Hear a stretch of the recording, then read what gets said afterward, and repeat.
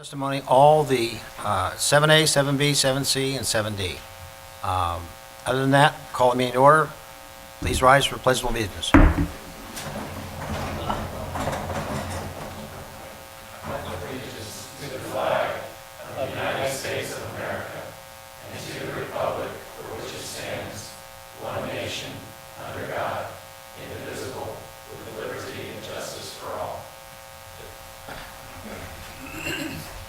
And this evening, I'm proud to say that this is going to be the president of the Apex Church of Jesus Christ of the Latter-day Saints. That would be our good friend Stephen Bodine. Please come forward, prayer. May have to adjust the mic up. I think I was testing it a little bit ago. There you go. Thank you, Mayor Sears. We're delighted to be here tonight, and we wish to express our appreciation to all of you on the Town Council for your extraordinary service and your willingness to give so much of your time to help the citizens of this great community. So thank you. Grateful for the opportunity to offer an invocation. Our Holy Father, who art in heaven, we, thy children, bow before thee this evening in humble prayer to offer thee praise and thanks for thy goodness and mercy.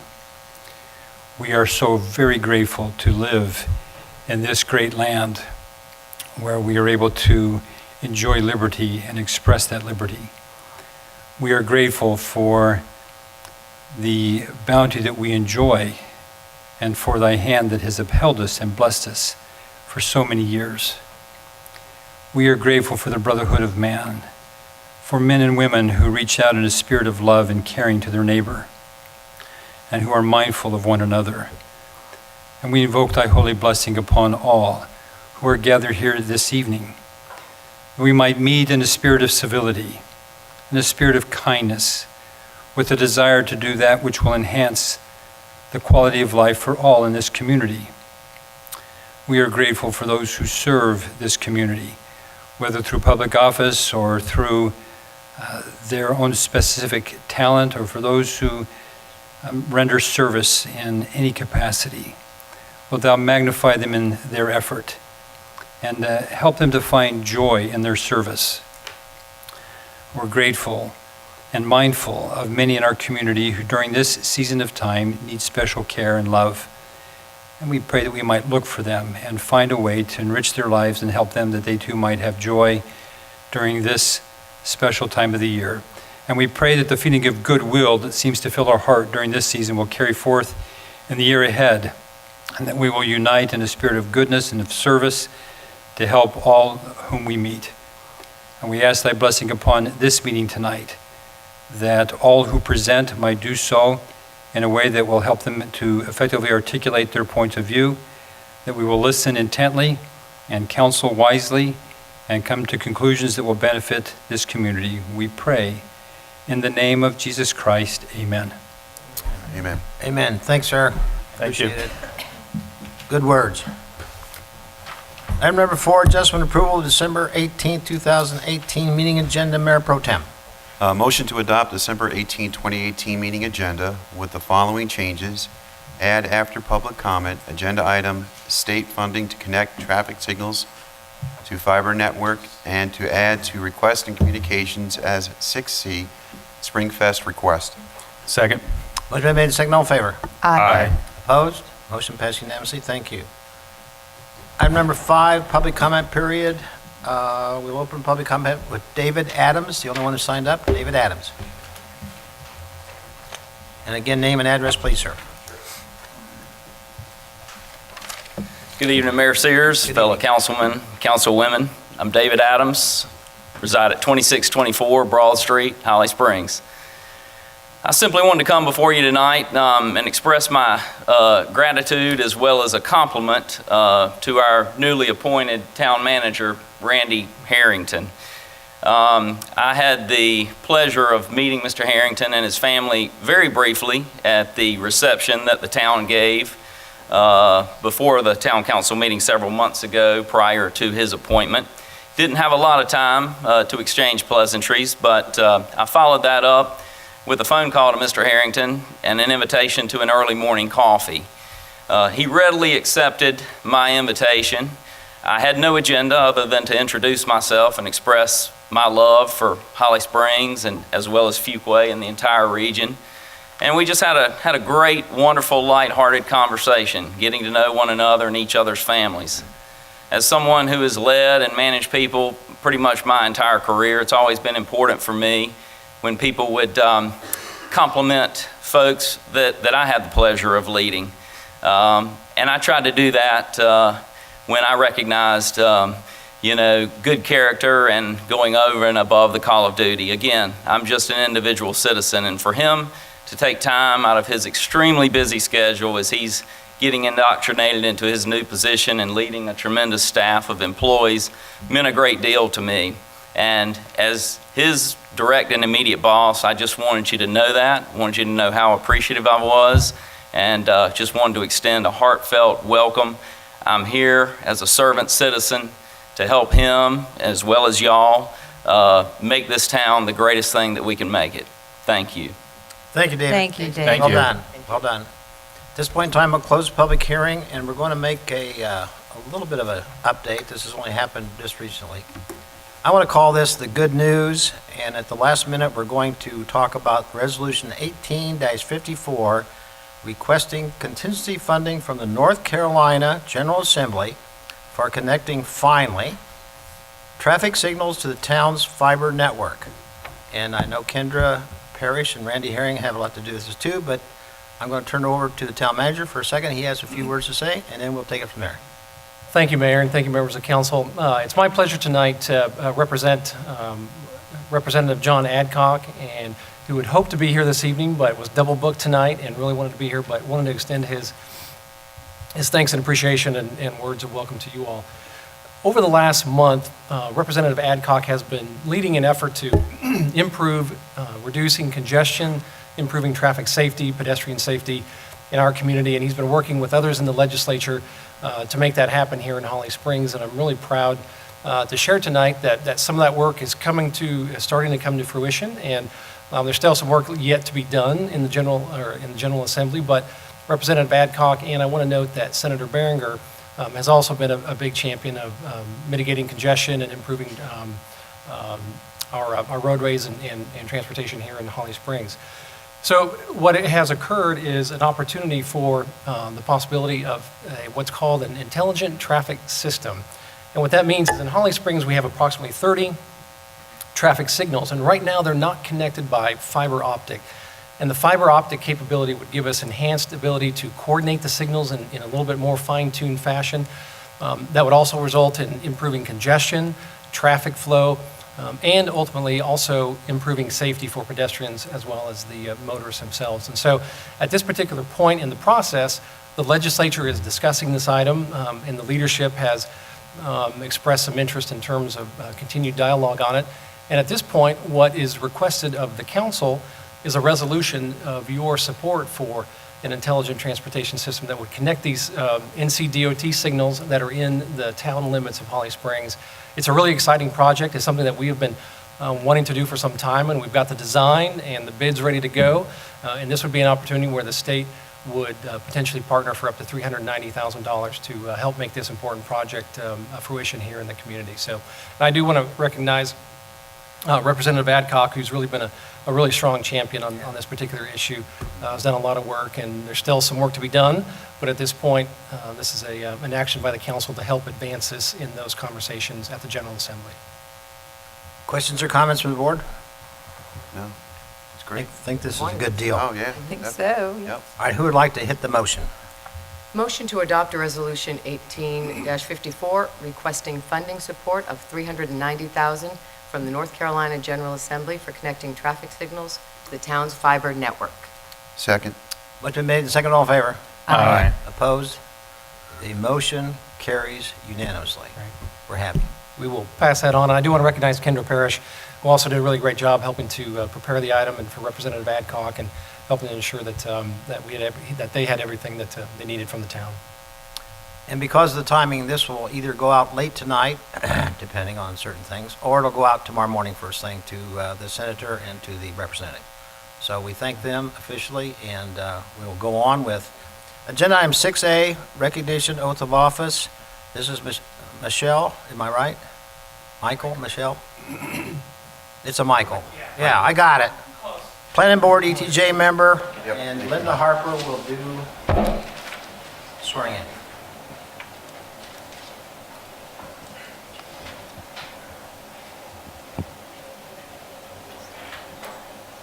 I, Michael Andreas, so solemnly swear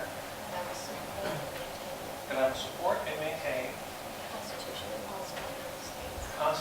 laws of the United States and the Constitution and laws of North Carolina, not inconsistent therewith, that I will faithfully discharge the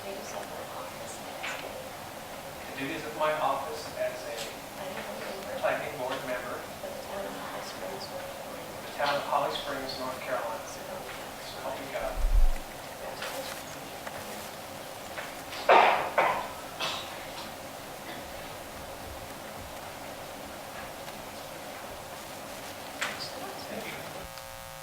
Welcome aboard. Thank you. Thank you. Thank you, Linda. Agenda item 6B, request communication, Wake County Destination Strategic Plan, Lauren Gold. There you are. Tell Donald you're busy. Wow. Wow, Good to see everybody. good to see you. Always a pleasure to be back. Manager Harrington, I think you were here somewhere. Thank you for the invite to come and present to council on the Destination 2028. I know that we provided to the staff last week, hopefully you received in your packets, both a copy of the presentation and a handout, which is actually a small copy of the Town of Holly Springs plan to the DSP. Let me see if I can work this right. Page down, is that working? It's not working. There we go. So just to, again, bring council up to speed, the overall goal, again, when the GRCVB hired Jones Lang LaSalle to undertake a 13-month destination strategic plan study to look at the entire county and each of its municipalities, the overall goal for the strategic plan was how do we move from 16.4 million visitors to Wake County annually, which were the 2017 numbers, to 21.5 in a 10-year period. So they set about looking at DSP engagement. I spoke to over 1,800 individuals, all the municipalities, elected officials, 36 focus groups, steering committees, even did a residential survey. We were thrilled to capture over 1,000 residential surveys from the county, and some of those came from Holly Springs as well. Subsequently, in the planning of this, they looked at countywide asset inventory, they looked at the situational analysis, and then made key recommendations at the end of the 13-month period. Assets, we're looking at attractions, cultural arts centers, sports fields, hotels and lodging, et cetera. Situational analysis focused on what are the current assets, what are the proposed assets, what are the highest and best use, particularly when it relates to public funding through hotel lodging tax and food and beverage prepared tax. Plan rolled out in August at our annual meeting. I know some of you had the good fortune of attending. This is what we came up with. These were the 8 core priorities for the entire county in the 150-page document of the plan. Conventions and meetings, sports, events, individual leisure drivers, key attractors, regional demand drivers, destination development, which I think is a key that continues to happen in this community, and then quality of place, something that I know that you all take a great deal of pride in, both quality of life and quality of place, and what you've been able to develop in this town. Part of JLL's scope of work was to not only do a countywide plan, but to do individual plans for each of the towns, at least start a wireframe, start a dialogue, give you some recommendations and some outlines specific to what they found in the town with the engagement with town staff, town parks and rec, the various stakeholders that were there. So you all should have received a copy of that, and hopefully you've had a chance to at least review it. We spent some time back in the fall, I believe it was, Randy, with your team and the staff, bringing the town up to speed on the Town of Holly Springs plan. We took a little bit of a deeper dive into it, had some really, I think, engaging discussion. Fast forward to today, as we turn the corner into 19, We are now in implementation mode. So we trained for the race. We're now at the starting line getting ready to run the race. So we did 13 months worth of work, and now the 10-year plan starts. A quick synopsis of that, some of the key takeaways for those in the audience too that maybe haven't had a chance to see this from the town plan. Continue to focus on obviously the quality of place, which you all have done a great job with, the sporting facilities you've built to date and those that are proposed in the future. Currently, there are no hotel development in the pipeline that we're aware of. Maybe there's something that has come up since August, but would love to see some continued dialogue there. I know that there's some hunger from some in the community to look at that. A continued alignment not only on town brand, but the overall brand for Greater Raleigh. How does the town's brand tie into a greater brand from a destination standpoint, destination attractiveness standpoint? And then finally, just engagement and further alignment with our organization. And I think we've done a fairly good job over the years doing that. We can continue to improve. We've had an annual engagement. I think the last time we met with the town was back in March of 18, earlier in the year, prior to the plan rolling out. Has some really lively dialogue, some good case studies, waiting for the plan to come out. Moving forward, one, I think, and if you look at the back page in the engagement checklist, we would love to see, I'd personally love to see it because I was a part of it, the town and or the chamber, or the town and the chamber working in partnership, bringing back some sort of tourism-related committee. There was a committee that was put together there for a while. Jason Sellers was heading it up. I think it was the lead up to the club baseball championship that took place at Ting. Could we look at making that a full-time committee? Doesn't need to meet every month. Maybe they meet quarterly or as an ad-needed basis, but I think it helps push this plan further along for the town.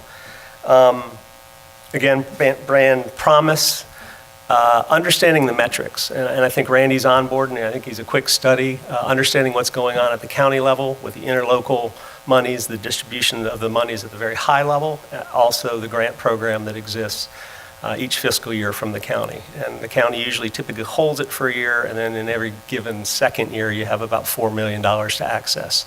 Each of the towns from the county can access that money for additional projects.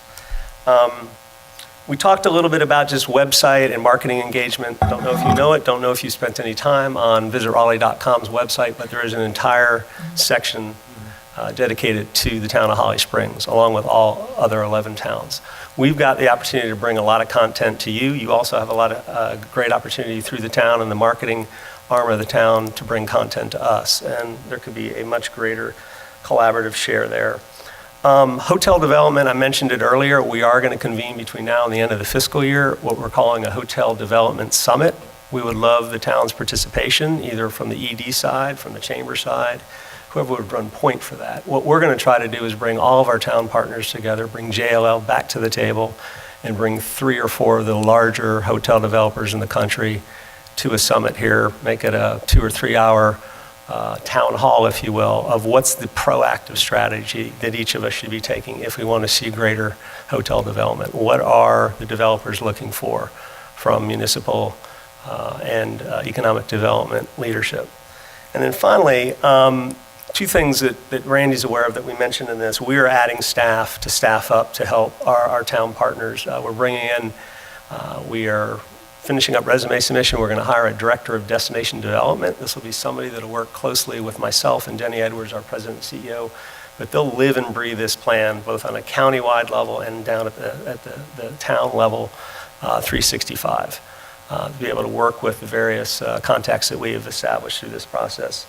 We're also going to bring in, I think, I don't want to put words in Randy's mouth, but I know many of the town managers, and I believe you are on board as well, in hiring of what we're calling an economic impact calculator analyst. So this will be somebody on our staff that can work with somebody on your staff. So when we are looking at the curation of events at Ting, or we're looking at potentially a festival curator coming to the town and saying, I'd love to put on a big festival, here's what we think our impact is, and oh, by the way, we'd love for you to write a check for $20,000 out of the public fund. Can you do that? We would have an analyst that would work with the town staff to do the due diligence, to measure, to vet, and run it through the model. I mentioned earlier, we have a sports impact calculator, we have a meetings and conventions impact calculator, we now have a festival impact calculator that we can plug data through, and there is a preferred practice in the industry to that. It was developed by Oxford Economics. It's got a lot of the in-plan data that we currently work with for other elements within municipal government. So we're excited about that. So that's a quick snapshot. I don't know if we had any time for questions other than it was just a quick report out, but if anybody on council has a quick question, or I can stick around afterwards. Questions or comments? All right, I guess we knocked I it out actually of the have park. one. Yes, I have a Tom. question. What do you foresee in the next 10 years, Raleigh, from maybe from a sports endeavor, maybe bringing a professional team, whether it's baseball or basketball?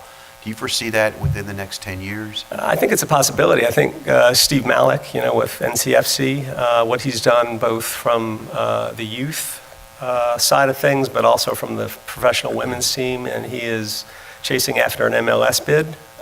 He's got a window of time right now. He's still trying to figure out his financing and a stadium deal. So that could be in the short term, within the next 10 years, a possibility, because there's a pretty good foothold in place from a soccer standpoint. Baseball, I can't really speak to.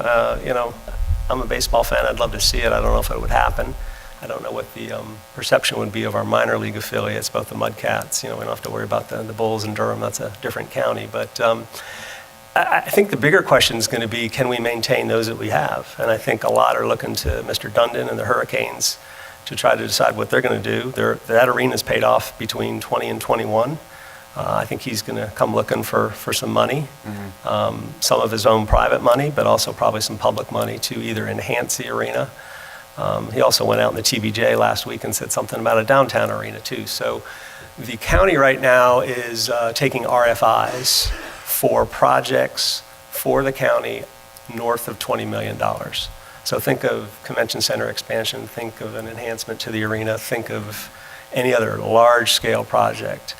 So the county right now, and the county staff and David Ellis and his team are trying to get a lay of the land of what's out there and who's potentially coming for an ask. There's an interlocal committee, and that's not just city and county staff, that's also representatives. Martha Page, Randy's counterpart in Morrisville, sits on that committee, as does the town manager in Knightdale. So we tried to make sure that there was representation from the other towns, as well as hotel and hospitality experts sitting on that committee. So there's dialogue. Those RFIs are due January the 10th, and then there's going to be some deliberations coming in the spring. The bottom line is they've got to figure out, when we're pulling in upwards of $54 million a year between lodging tax and food and beverage prepared tax, what's the pro forma, what's the model, the arena's paid off, what's the next big spend, and where do we go with those dollars? So that was a long answer to your question, No, but hopefully that thank gives you the context. Yeah, Thanks. absolutely. Anything else? Great seeing everybody. Happy holidays. Thanks for You too. having us back out. Thanks. Thank you Take for care. coming. Thank you. Appreciate it.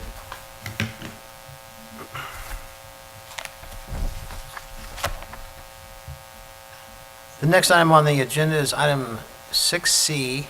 Christine Quante, are you here? I didn't see you come in. Yeah, she's here. Oh, there you are. We're going to talk about Springfest requests.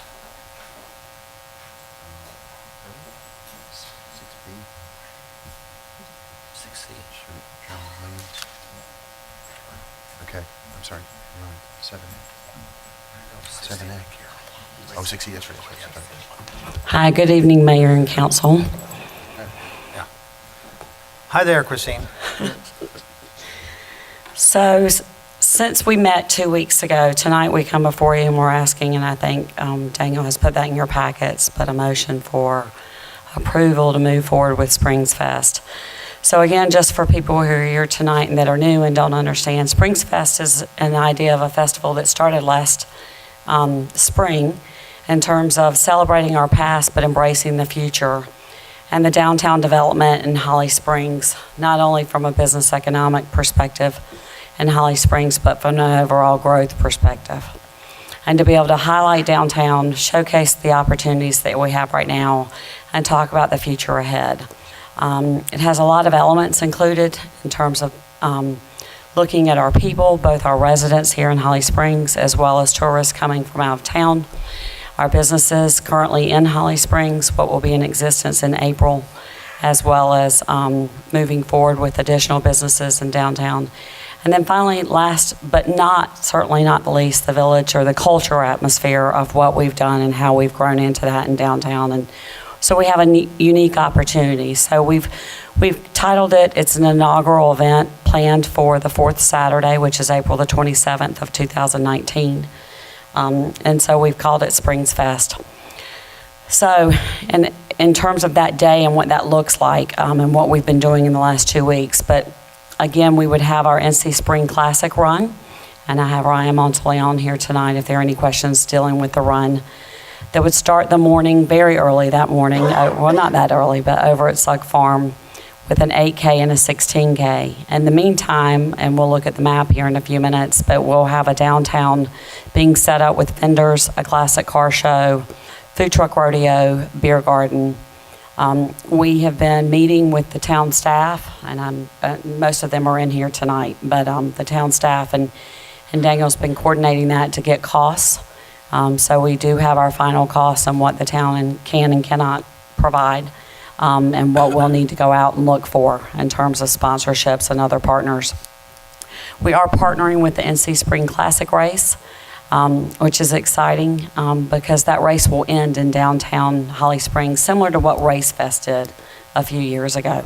And right now we're expecting between 3,500 and 4,000 people. I had higher ideas 2 weeks ago, and thankfully through the staff and through a lot of people, they told me that's not what I should expect the very first year. So let me give you an idea of the map. So this would be the map, and you can see on the right-hand side of your screen, we would not actually block off Center Street, but we would have a barricade and come all the way down with vendors. Those are in the red booths. We estimate around 140 vendor booths right now, with a classic car show on the other end of it all the way down to Elm Street. Anna and the engineering department have worked great with me and other people in the town, and we've actually mapped out now. We have an engineering map of where those vendors would be. So the classic car show would start a little bit earlier, somewhere around the Roger Street extension, and go down Elm. And then we would be requesting, and we've worked with the police department also on this, Valentine to be shut off as well. We would have a food truck on the backside in the co-working station space. We are not closing. We are not requesting to close Avent Ferry. We would have a beer garden on the front side, on the public side of the parking lot, similar to where we did it during Race Fest.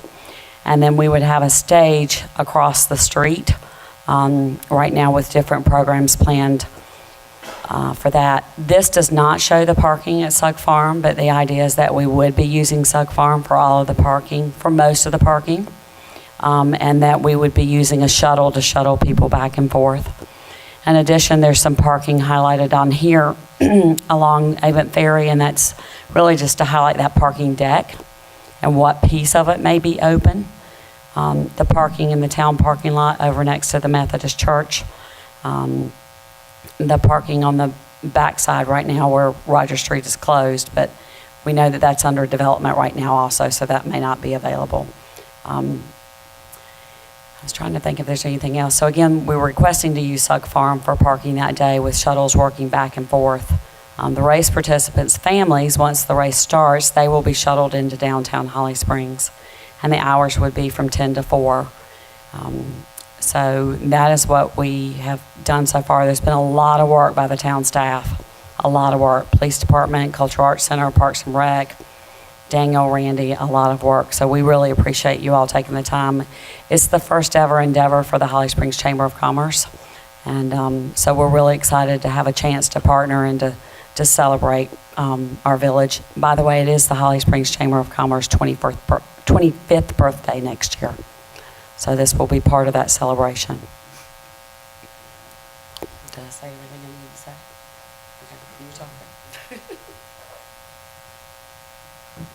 Good evening, Mayor Sears and Town Council. Good evening. I think Christine did a wonderful job explaining her team's vision for this proposed event in downtown Holly Springs. As you can see, I think they should be, commended for trying to embark on such a large-scale event that would definitely celebrate Holly Springs, the history of Holly Springs, and also showcase its potential future here in the downtown core area.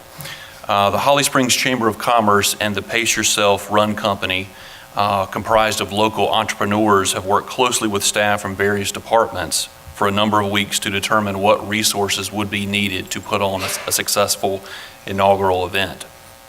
The event organizers would be responsible for items like amassing volunteers and vendors, refuse collection and removal, public safety personnel cost, audiovisual technology, post-event cleanup, supplies, and so on. Town staff feels like the most strategic way that the town of Holly Springs can add value to this collective partnership here is through the waiver of 2 rental fees, specifically the Sug Farm rental fee in the amount of $2,500 for 1 day, and a Parks and Recreation stage rental fee for $200 for 1 day. So we're totaling $2,700 in requested fee waivers to make this event possible. Space at Sug Farm is needed by the event organizers for activities like hosting the race start, parking folks that would visit this event, and then also for the shuttling of people back and forth. And the stage is obviously requested just for public entertainment during Springs Fest. So Christine and I are here for any questions you may have about Springs Fest or the town's potential contribution to make it happen. Questions or comments? I have Springfest questions. This picture shows Avett Ferry to be functioning and open and working. I'm thinking of traffic that will be going through that has to divert either towards Grigsby or, because the main street will be closed. Are we going to have Avett Ferry open by that time? Is that going to be a functioning road for detouring downtown traffic in time for this race? Kendra, do you happen to know if, I do not believe that I don't know if the section going up towards UNC Rex Hospital will be open by that time. I think the plan is for it to March 1st, but with weather delays, I mean, we can't say for certain. The Avett Ferry section going back towards the United Methodist Church will be open, and that'll be open to vehicular traffic as well as public safety personnel and so on. Okay, so we'll need a plan for how we detour all this traffic. Oh, yes. Okay. Yes. Is there also a farmer's market on that day as well? There is not There's a no farmer's market that day? Not a farmer's market. Okay. Other questions or comments? Yes, in reference to the fee waiver that we have, the fees that we have, for 5K races, we charge $1,000. Yes, sir, One 1,000. time. And that's for access of all of Suggs Farm, right? Correct. To have the race at Suggs Farm from beginning to end? Correct, yes. And if, I think if it's a 16K, it's 2,500, is that correct? So in the approved budget, there's a $1,000 fee for a Sug Farm 5K. And because this wouldn't fall into that category, this is on a grander scale. There's an 8K, there's a 16K, and then there's also parking for this festival event. It would fall into the $2,500 fee category, and that's what we're proposing to waive. Okay. So in essence, for the race, it's not running through or around Suggs Farm. Correct. It's kind of running right out of the main gate there and in through town, correct? Sure. I'll let Ryan answer Yeah. Yes, the plan is for it to start at Sug, and pretty much just run down the main drag, Grigsby? and right out for the most part. Might run around a little bit, but pretty much right out, and then connect down to the Carl Dean Greenway. Okay. So and then from there, unlike most races that the town has there, we will start cleaning up. Once the runners are gone, our tear down will happen and we'll be gone. So I would say if we start somewhere between 7 and 7:30, we're probably on site at 4 to start setup. I would say that participants start arriving at 5:36. They're gone by 7:30. We're out of there by 9:30. Okay. And the reason why I'm asking these questions is, we just had a race this past weekend, this ugly sweater run, and I know that organization was charged $1,000 to have that, but they use the entire facility for parking, for running around, and so I guess the difference here is a couple things. One, you're using it for parking to transport people from Suggs Farm down to downtown Holly Springs. And the race itself begins there and doesn't end there. It ends, Right out I didn't front. see where does it end? It'll end right out front. Oh, right in front? Yeah, right out Okay. front. Mhm. Okay.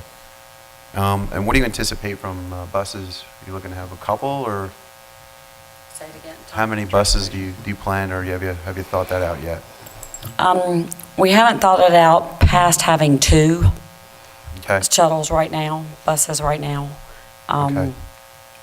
So I would think, We'll know a lot more in the next few weeks, by the 3rd week in January.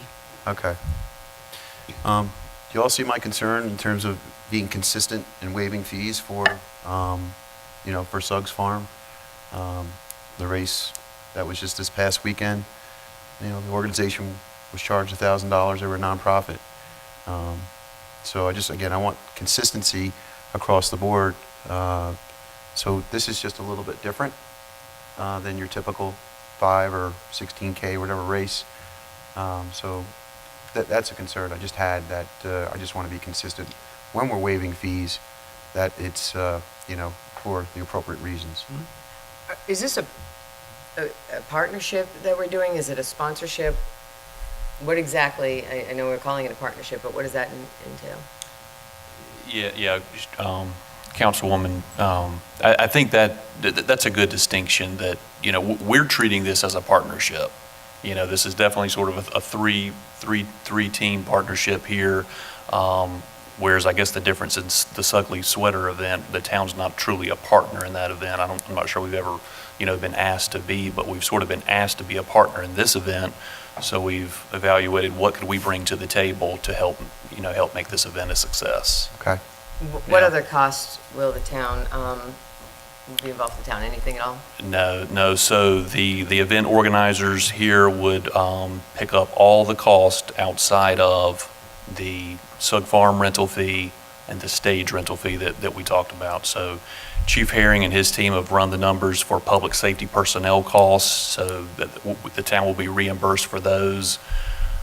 Garbage cleanup, any type of cleanup cost would be incurred by the event organizers. Have you determined sponsorship yet? Gold, silver? We have an idea, but it's not been announced. We do have one organization in town has already stepped up for a Okay. sponsorship. And I say it hasn't been ironed out, and the fact that once I receive your approval, if I were to receive your approval, then my parliamentary procedure for the chamber is to go before the board of directors with that. So like Daniel has said, I do have the cost for the police department. We are obtaining costs for waste and trash removal and cleanup, costs for porta-johns. I've learned that algorithm in the last few weeks, that equation. So any of those costs I've been putting together. And our board meets this coming Thursday morning, but then we will have a special meeting the 2nd week in January, specifically just for Springs Fest. Does that Okay. answer your question? Yeah, thank you Okay. very much. So similar to you, so who is making money on here? So the chamber's nonprofit? The chamber will. The chamber will Well, make money? the chamber will make money on Springs Fest.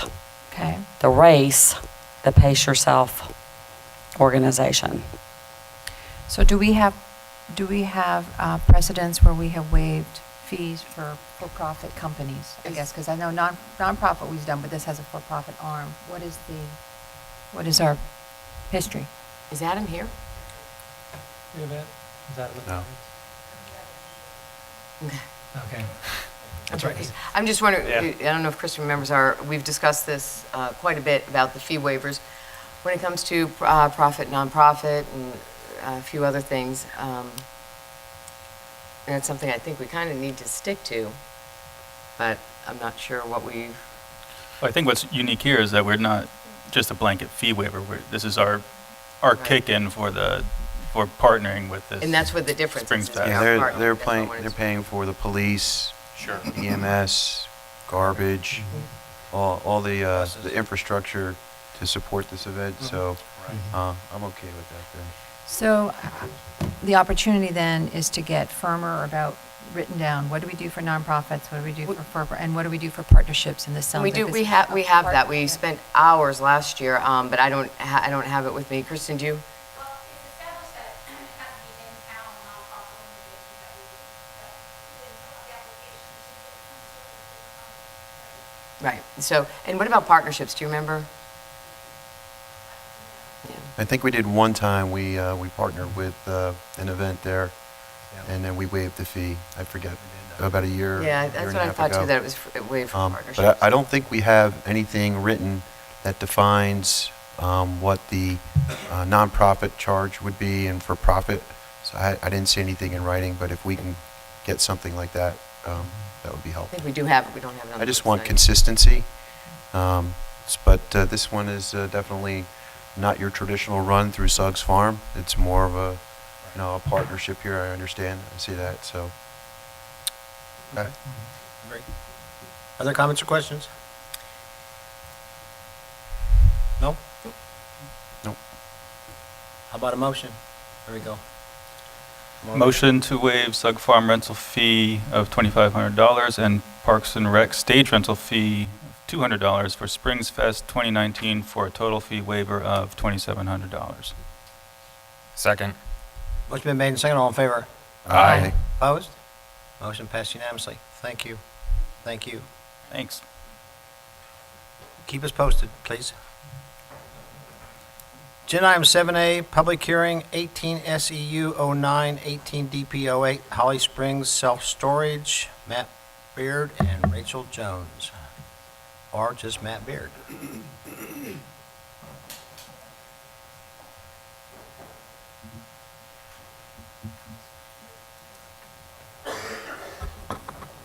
All right, good evening. Hey, Matt. All right, so this item, you've been given a request for a special exception use and a development plan. The requested action will be to conduct quasi-judicial public hearing for the special exception use and to make a determination on the special exception use findings of fact, and then to consider the special exception use and development plan. So the parcel in question is located just after the split. So the Target Shopping Center is right here. It's on Holly Springs New Hill Road. The property is currently zoned business and technology conditional use. This was a recent rezoning that you heard just a few months ago. And within the business technology district, self-storage use requires a special exception use. The zoning map and future land use plan show the business and technology zoning on the property surrounded by some residential land uses as well as research technology to the south. And the future land use plan shows it as being within the business park. The site plan conforms with all of the regulations in our UDO. The kind of interior breakdown that they've provided is for a total floor area of 88,512 square feet, of which 2,400 square feet will be office space, which accounts for approximately 2.7% of the overall floor area. The landscape plan also meets all of our minimum landscaping requirements, and they've been able to preserve a large amount of tree cover off the backside of the property. The architectural elevations also meet our minimum requirements. If you had any questions about engineering, we can have Rachel come up. Questions on engineering? No? We can always come back to it. I think we're good so far. Yep.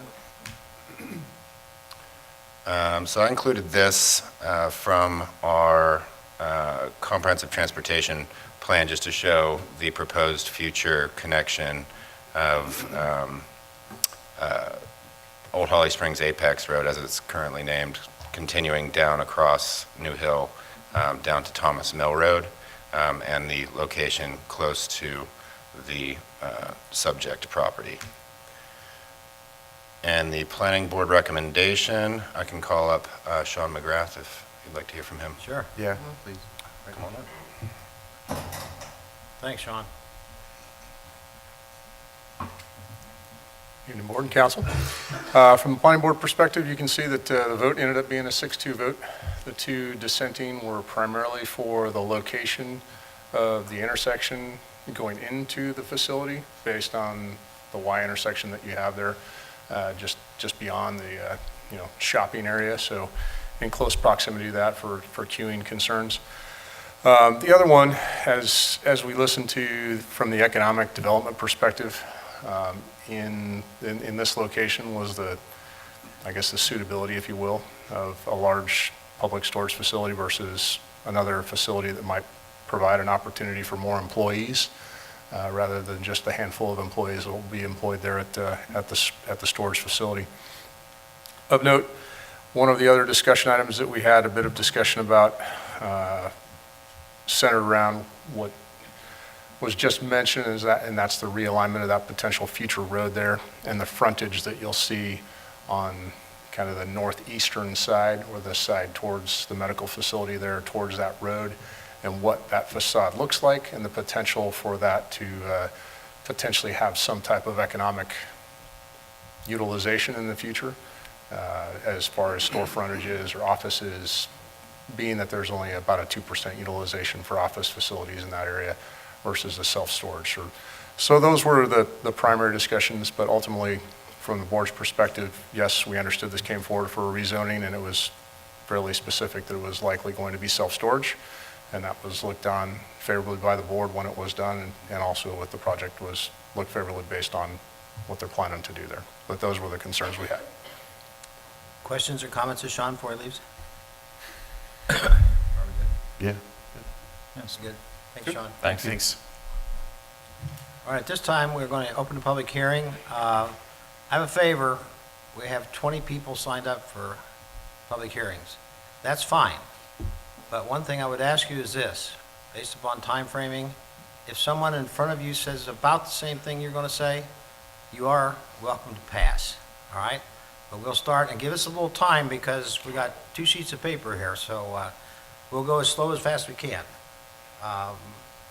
First person would be Logan Burnett. How you doing? Well, how are you? Okay. You bring a lot of help? I need these guys. They have all the brains. So you can just scroll I know a couple of them. to your slides. Okay, great, thank you. Go ahead. All right, awesome, thank you. Need to say my name and address. Name and address? Name and address. Yep. Logan Burnett, 201 South Elliott Road, apartment 511, Chapel Hill, North Carolina, 27514.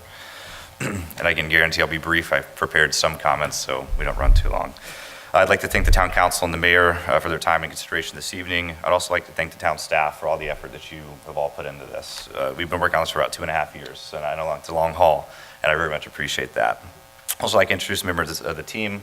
Leslie McAdams, my co-developer, Baxter Walker, commercial broker, Andrew Miracle, the civil engineer, and Christopher Patrick, our architect. I just want to begin by saying we pursued this with the economic development staff and with the general staff for about 2.5 years, and I feel like we've done a really good job of incorporating all the feedback that's possible to take into this project and be very considerate of what's in the best interest for the town, as well as what's best interest for the citizens, as well as for the project team, and trying to get this to a place where we can complete it. One example of the addition is the 2,400 square feet, which we're happy to include, and we think it really brings a great impact because of our intention to treat this not just as a self-storage facility, but as a mixed-use facility, really intent on creating an incubator space for those businesses and those business owners that are in the area that don't have a place where they can immediately move into as a business owner because it's too large or too high scale for them. but also provide them flexibility and space. We have some offices up front for that, but as well, we have a large area space in the back. And really, when you consider the economics behind self-storage, typically 15% is reserved for commercial. In this case, I think it'll be more like 20%. And that'll create over 100 spaces for businesses and commercial users. And I know as Councilmember O'Brien mentioned last time, in that case, a landscaping company would be able to use some of these drive-up and roll-up doors in the back. So we're really looking at this from a commercial perspective for good utility and use. Holly Springs self-storage needs in the community because it's a critical undersupply of self-storage.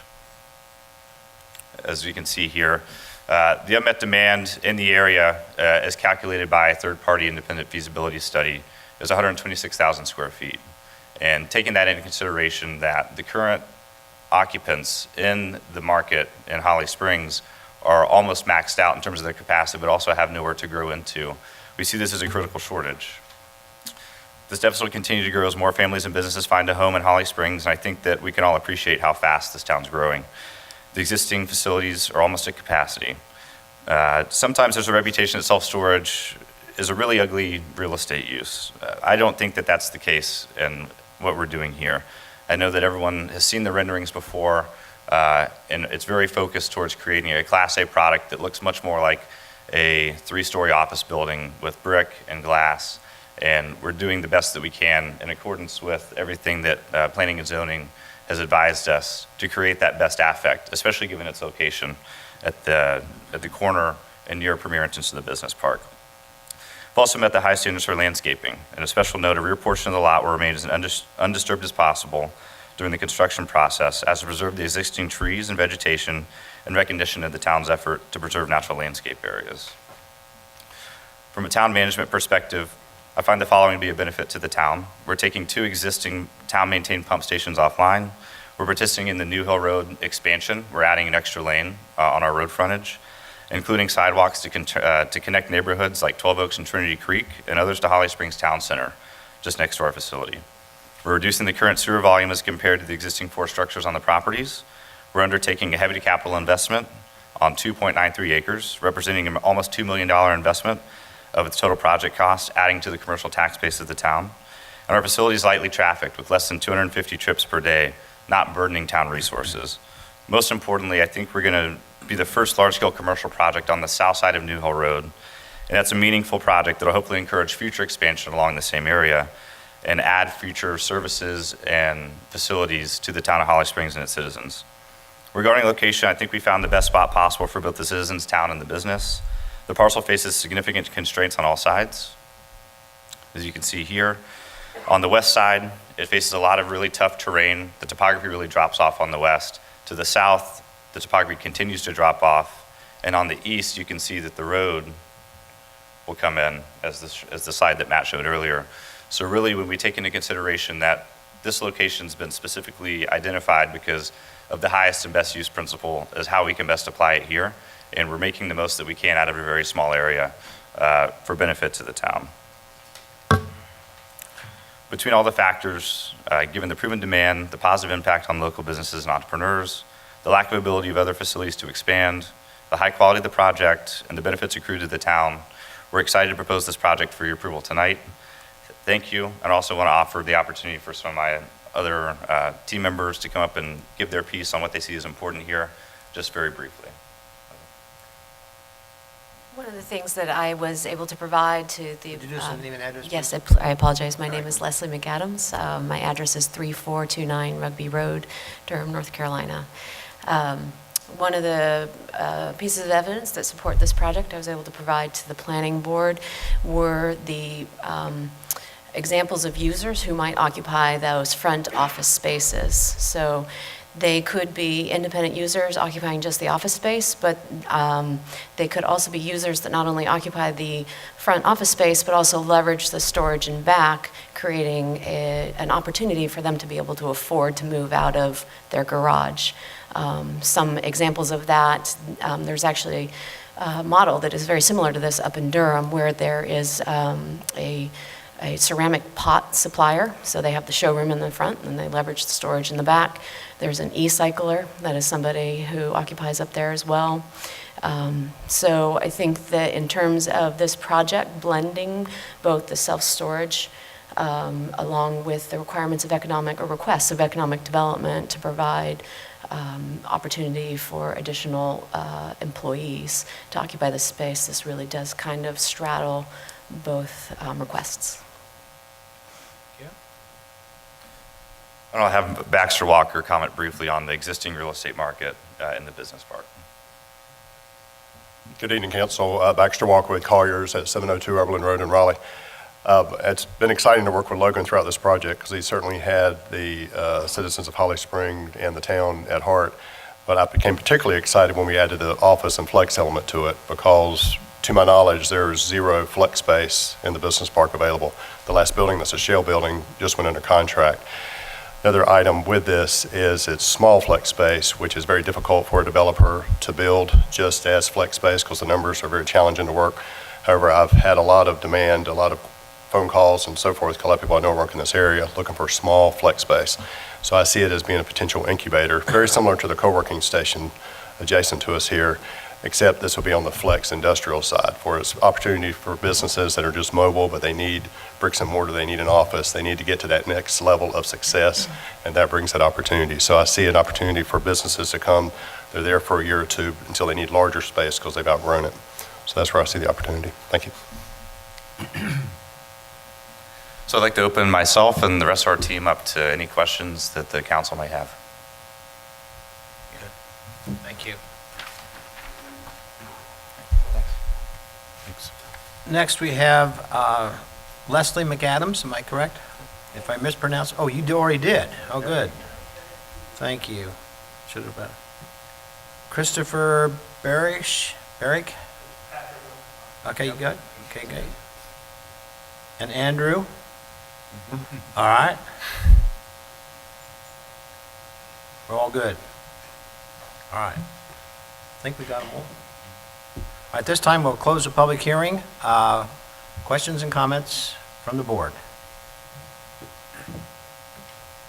I would like to hear economic development, a little bit more from them, and trying to understand the self-storage versus the flex, industrial flex opportunities. Is there anybody here to speak for that? Mayor and Council, why don't I start? Maybe Daniel Weeks or Anna Johnson will come up and assist me. Sure. I think the general kind of question that staff had around it was in terms of the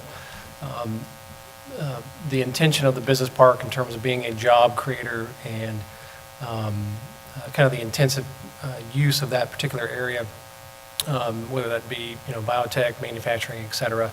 And with the job creation component. So that was the question, I think, that comes some of the key question areas that we had from the staff. And knowing how valuable that land is in the business park area, that particular type of use compared to some of the other businesses that are trying to be attracted to those areas. And Mr. Weeks, I don't know if you'd add to that. Or... Sure, I can add just a little bit. So Irena Kristanovic could not be here tonight. As you know, she's in Serbia taking care of her mother, is not doing well. So she wishes she could have been here, but she cannot. I do think economic development had some concerns early on, and they expressed it to the applicant. Since Irena was able to speak at the planning board and sort of get some of her feelings out on the table, she has become more comfortable with this project. So I'll kind of leave it at that. It is a use that is needed in Holly Springs, even in the business park. So. I don't think from an economic development standpoint, there is an issue here. Okay. The other question I had was to the applicant, if it's 2.7% office, is there a way to increase that? I mean, I think if that's 5 businesses that you're talking about, if we're talking flex, would there be an opportunity to make it more industrial flex and less self-storage? Sure. Because that's the value, I think, of being in that area, right? I totally agree. In terms of how we approach that question, we looked at what's the actual architecture and the dimensions of the offices as someone comes in to those spaces, and they all have to be arrayed along the front. I know Christopher Patrick is here, he's the architect on the project. And what we did the best of our ability to do was maximize that space across the front and not make those offices too deep where they become strange or elongated. And it, to us logically, as you know, from a design perspective, when someone walks into that space, it becomes almost counterintuitive for them to want something that penetrates so deep because there's no light that's necessarily produced in some of those interior units. And from a design perspective, I would say that was the biggest consideration for us. In terms of leaving it at where it was, we thought it was the best design decision to make to accommodate for what was asked from economic development. Does that answer your question? Okay. My name is Christopher Patrick, 4517 Knightsbridge Way, Raleigh, North Carolina. Just one other issue. The terrain on this site is fairly steep from front to back. One of the challenges we have is access from those tenant spaces, those other office spaces. As we go down the sides of the building, obviously there's a great deal of drop off. So really the very front and the very back are the two places that we have, you know, the greatest access, the ease of access. So that's kind of why we've chosen, you know, the front for the offices, the back for the storage areas. Okay. Thank you. Logan, what in terms of the flex space, are you anticipating, I don't want to see an empty building there in terms of the frontage Absolutely there. not. Yes. Obviously, you've done your homework. What do you anticipate getting, if this is approved, what do you anticipate the businesses being filled once completion of construction is? Great question. I think that, and Leslie spoke to a couple of examples. She mentioned a ceramic pot maker or repair, where it's those types of businesses that really benefit from having a small footprint and a small office where they can do customer service, but warehouse the rest of their inventory or their wares in the back. Some examples that have come to mind for me have been technology repair shops, you know, iPhones or other electronic devices, computers, where a lot of materials are needed to conduct those repairs, but just a small place to do it. Other examples would be, you know, contractors that would have an office where they could, you know, use as their base of operations, but, you know, park, you know, whatever materials they use for their trade inside of those units, whether it's, you know, using the external facing units on the backside. It's really people that are seasonal in nature or need the ability to grow or expand. But I hope that's a couple of examples that might give some color to those folks that we would like to see. And I'm sure Baxter's got hopefully some good ideas of folks he's had in mind he's already had conversations with. Okay. Are there businesses that you would not entertain, like somebody would be welding in one of the storage units, or is there like something like safety so we don't have? No, a great question. So the third-party manager that we have engaged is Extra Space Storage, which is the premier self-storage manager in the world. And they have specific rules and regulations that apply to those folks that are conducting activities in their units. So there wouldn't be any truly industrial activity like welding or any creation of hazardous materials or storage of hazardous materials or dangerous acts happening in the interior. Also because it's very much internally contained, there's ventilation that happens regularly, but anything that would cause that to not be perfectly clean would cause toxic environment inside the facility, would pollute what's going on in there. So those sorts of activities would be prohibited. Okay.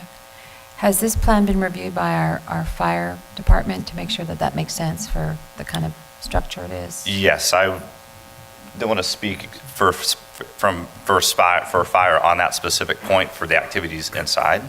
I know that they've approved the plan at the site plan level and everything that's come with that. But that's certainly something that I'd be excited to work together with them on to make sure there's a common understanding between us. But I don't believe that there be any activities going on inside the facility that fire would not approve of. Okay. And the other thing is the road that's coming in the future, I don't know if this is a town question or for you, what will they see? Because there'll be a lot of traffic going on that side of the building. So now they'll just see a side of a storage unit, Exactly. right? So we've got, let me find it. elevations on here. Keep going back. I want to give you the true view of what this would be. So here is the front at the very top of this. These are the elevations. Okay. A lot of glass and brick usage on that side. And then on the bottom is the side that would be seen from the road. So what you have laid in here, and Chris could speak a bit more deeply to it, but there's glass elements on the leading edge closest to New Hill Road, as well as brick accent panels that go along the remainder, as well as some external lighting. So we've done our best to break up a standard brick pattern and apply some aesthetic to it. But Chris, would you have anything else to add in that regard? Nothing more than, I mean, I think what we're trying to provide here is really kind of an office building appearance. Okay, right. Something that I think would flow well with the park that will be there eventually. Really trying to, present, some lasting materials, some masonry and things like that, kind of lend permanence and some grounding to the building. Okay. Okay. My last question, is there the road that's going to come by, is it close to them, or does that impact this project, or is this something that's a future, because it's another lot?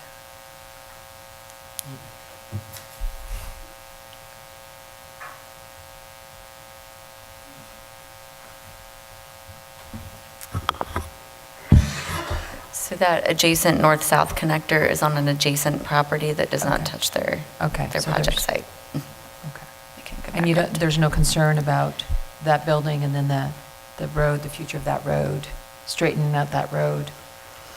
Right, so there's a conceptual design for the design of that road, but there's not it's not under contract, so we don't know what the final design looks like and how that would lay out. But that's the general configuration that was shown on the slide that Matt shared. So it's on the comprehensive transportation plan, it is, to the east of that site. It does not touch the property, so that would be something that would be evaluated at the time of design. So they're only developing the road in front of their building, that little part? Correct. So there's a fee in lieu that will be collected for the road widening across their property frontage.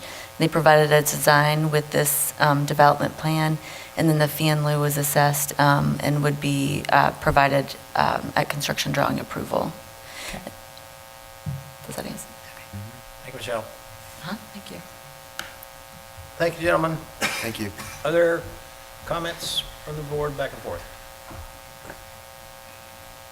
Done? Yeah, I think Good we talked questions. about this before. Yeah, we have. It's not the first time. All right, if everybody's comfortable, let's go with two motions, please.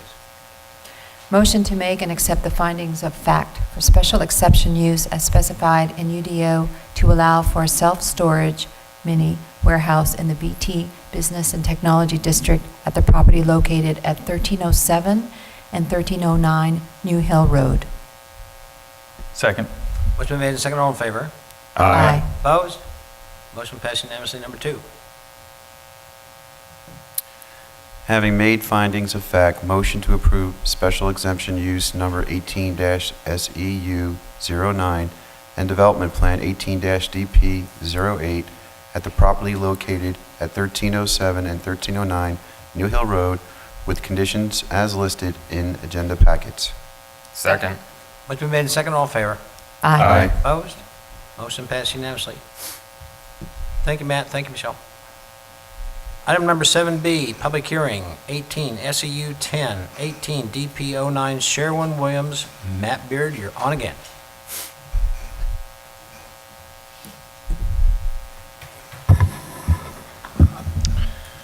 All right, so the next item up is essentially the same process, special exception use with development plan, again, quasi-judicial public hearing. We'll make the determination on special exception use findings of fact, and then consider the SEU and development plan request. This site is located just southeast of the intersection of Sunset Lake Road and Holly Springs Road in the Sunset Lake Commons Shopping Center. This would be the Holly Lakes Shopping Center that's under construction right now.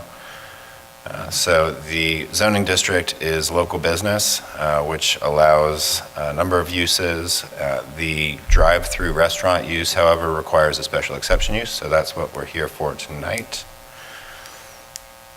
The site plan complies with all of our minimum requirements in our UDO. The drive-through facility is for the restaurant use on the end here. Likewise, the landscape plan complies with all of the regulations in our UDO, aside from requesting an alternate landscape request for the relocation of foundation landscaping along that southeast face to allow for the drive-through. The architecture matches that of the Holly Lake Shopping Center in materials and style, so this should look a lot like what's been built out there very recently. And if you have any questions, we can have Rachel come up and address engineering items. Questions so far, engineering? Not so far. What is the stacking count? How many cars can fit through that? So the stacking I can actually comment on. So for a single lane, our vehicle stacking measures 110 feet back from the first point of ordering or pickup.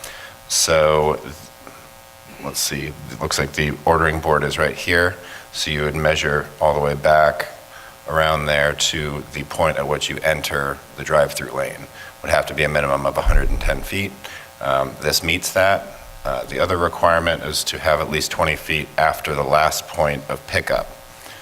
So you pick up your food, you go forward, you pack up your things, then you get back on the road.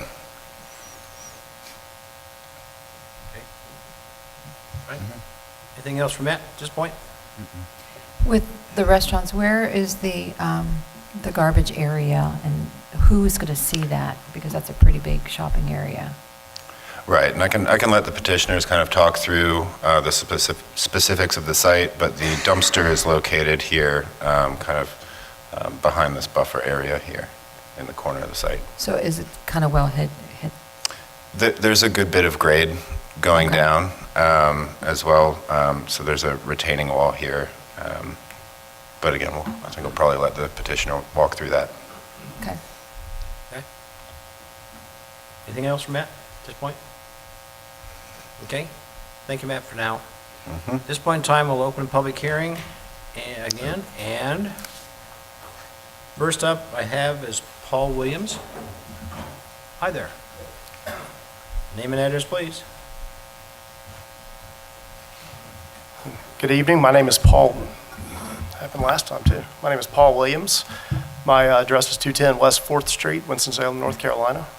And I want to thank you for taking time to listen to our case tonight. We've been looking at this market for the past a little bit more than 2 years with Sherwin-Williams, trying to find the right location for their facility. They like the community. They specifically like this area at Sunset Lake Commons because it's a master plan community. It's got good access and circulation.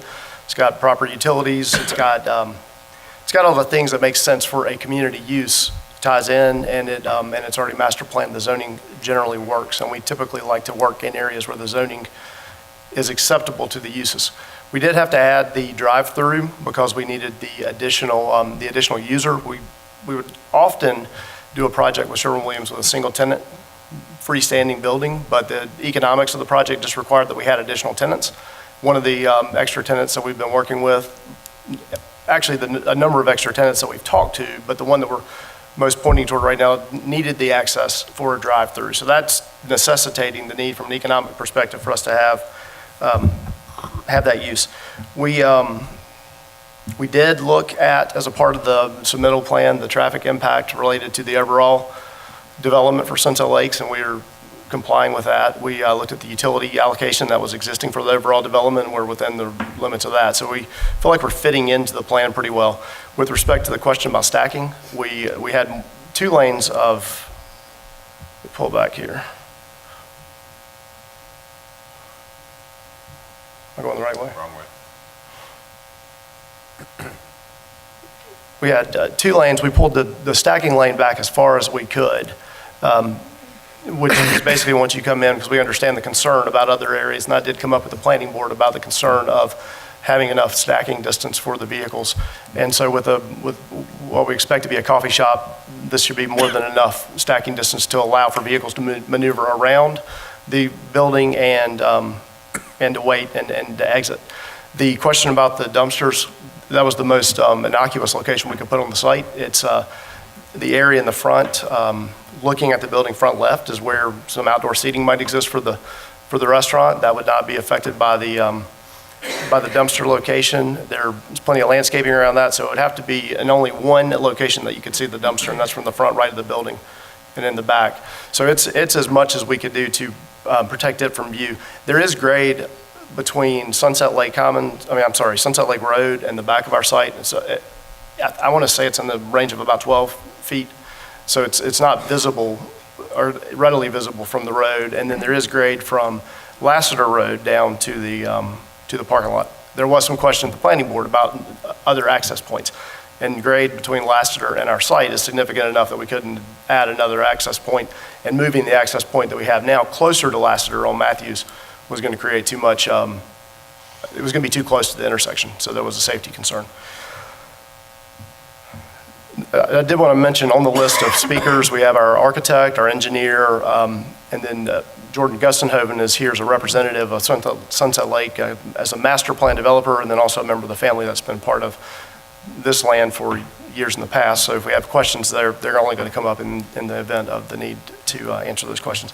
And I do want to say one thing, just take an opportunity to pay you a compliment, because this schedule has been a lifesaver for us. We have worked in projects all over this area, all over the southeast, and the staff here has been very accessible.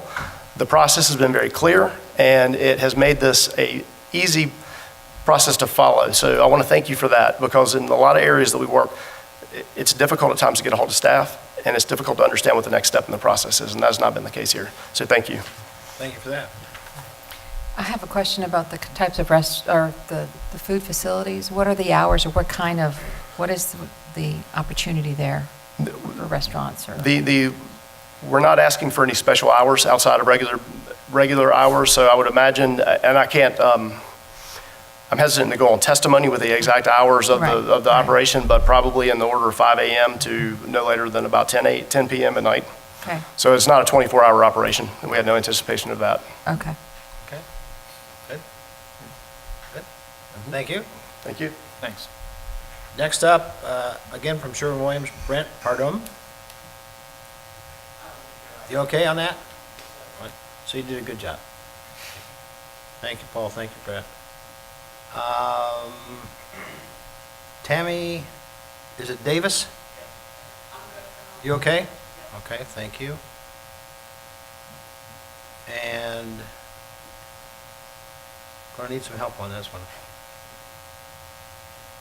Is it Joanne? Mike? Jordan Gustenhoven on there. Say what? Jordan Gustenhoven may be on there with their team as well. Okay. So it's with them. Okay. All right, thank you. I wasn't going to handle that one very well anyway, so thank you. All right, that's all I have for this one, right? Correct. So at this point in time, we'll close the public hearing and ask the council for other comments or whatever. And Matt? Anything, Liz? Well, I wanted to run back to the planning board items because we didn't get to that. 8-0. Yes. So if you wanted to hear from Sean, he's here. Yeah. Sure, you're on a roll. I'll make it brief because the applicant already covered most of what we discussed, and that was really the traffic pattern flow around there. And the primary concern is folks really coming out of that drive-up window and crossing right in front of the entrance to Sherwin-Williams. We all know that, people tend to come out of drive-throughs or any type of place like that with their nugget down, looking at their food or something else, and potentially causing a conflict with someone casually walking into the nice paint store, and hopefully not causing a paint splatter with pickup food. Right. So that was our biggest concern, and the stacking thing that we've already discussed, depending on how busy that location gets to stack back out into the main roadway there.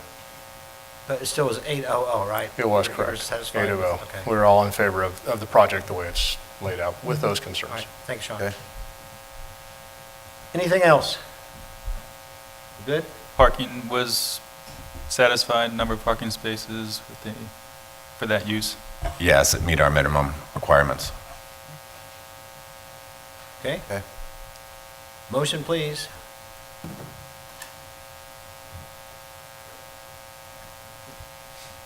Keep going. There you go, 1 or 2. Motion to make and accept findings of fact for special exception use as specified in UDO to allow for a restaurant drive-through use in the LB Local Business District at the property located at 201 Matthews Drive, out parcel OP2 of Sunset Lake Commons, Phase 2 Master Plan. Second? Motion been made and seconded, all in favor? Aye. Opposed? Motion passed unanimously. Number 2.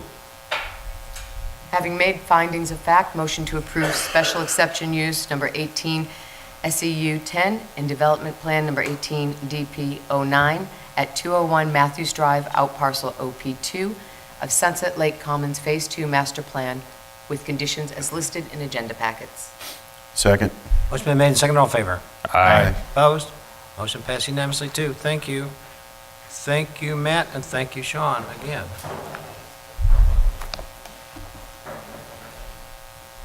Agenda item 7C, public hearing, 18 SEU 11/18 DP 10, Light Bridge Academy, Matt Beard and Rachel Jones. Go, Matt. All right, still here. All right, third one, special exception use and development plan, again, quasi-judicial, hence all the folks getting sworn in. We make a determination for special exception use findings of fact, and then consider the special exception use and development plan. This project is for a daycare facility located at this parcel at Ralph Stevens and South Main Street. This is within the Southern Crossroads master plan area and is zoned for CB, Community Business District, which requires a special exception use for child care facilities. The site plan complies with all of our requirements of the UDO. Likewise, the landscape plan does as well, with the exception of an alternate landscape request to relocate some of the foundation landscaping required along the exterior of this play area, as well as to resize some of the planting areas closest to the building to allow for, as the applicant stated, strollers not to run into the shrubs. I'll believe them. The architectural elevations utilize materials from the Southern Crossroads architectural guidelines and comply with all the minimum requirements of our UDO. If you have any questions for engineering, we can have Rachel come up. Questions at this point? Seeing none. Okay. And Planning Board recommendation 800, if you'd like to hear from Sean. You might as well come back.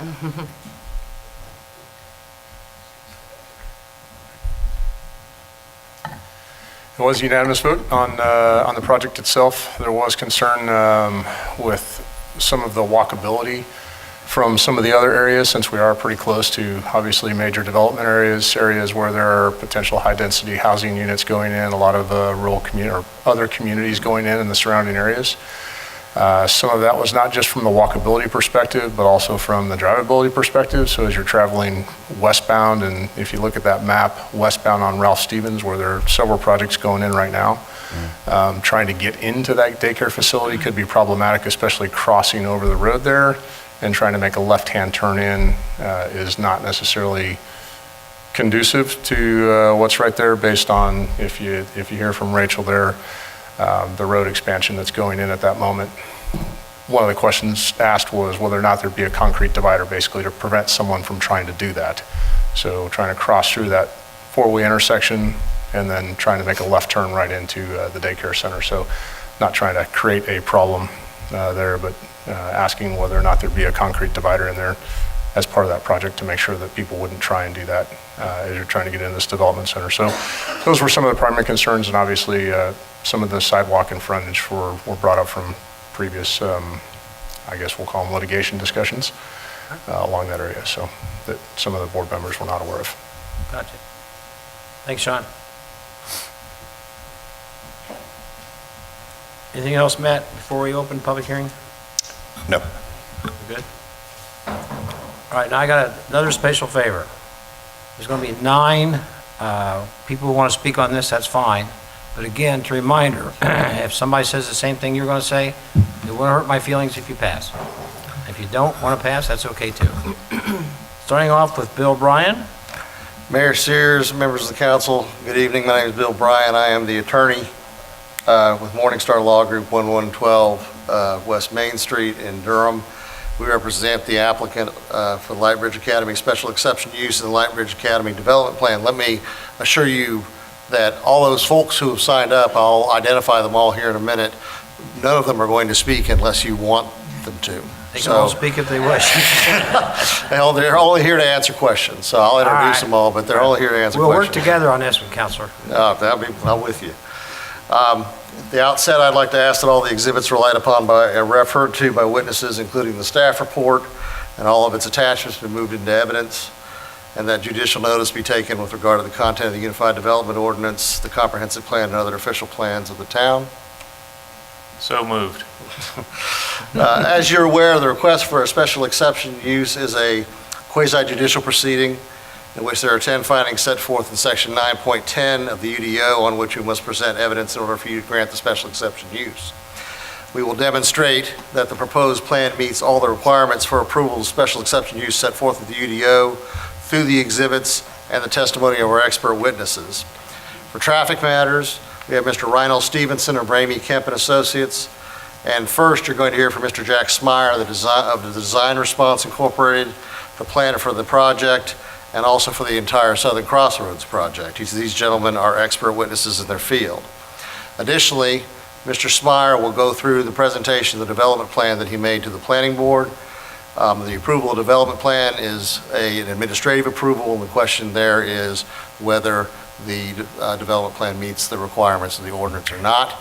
As you have seen in the staff report and as you've heard from the planning board, both the planning board and staff report and the staff have already concluded that they do. The legal standards, as you consider the evidence, please keep in mind that our burden is to provide competent material substantial evidence showing that each of the required approval criteria has been met.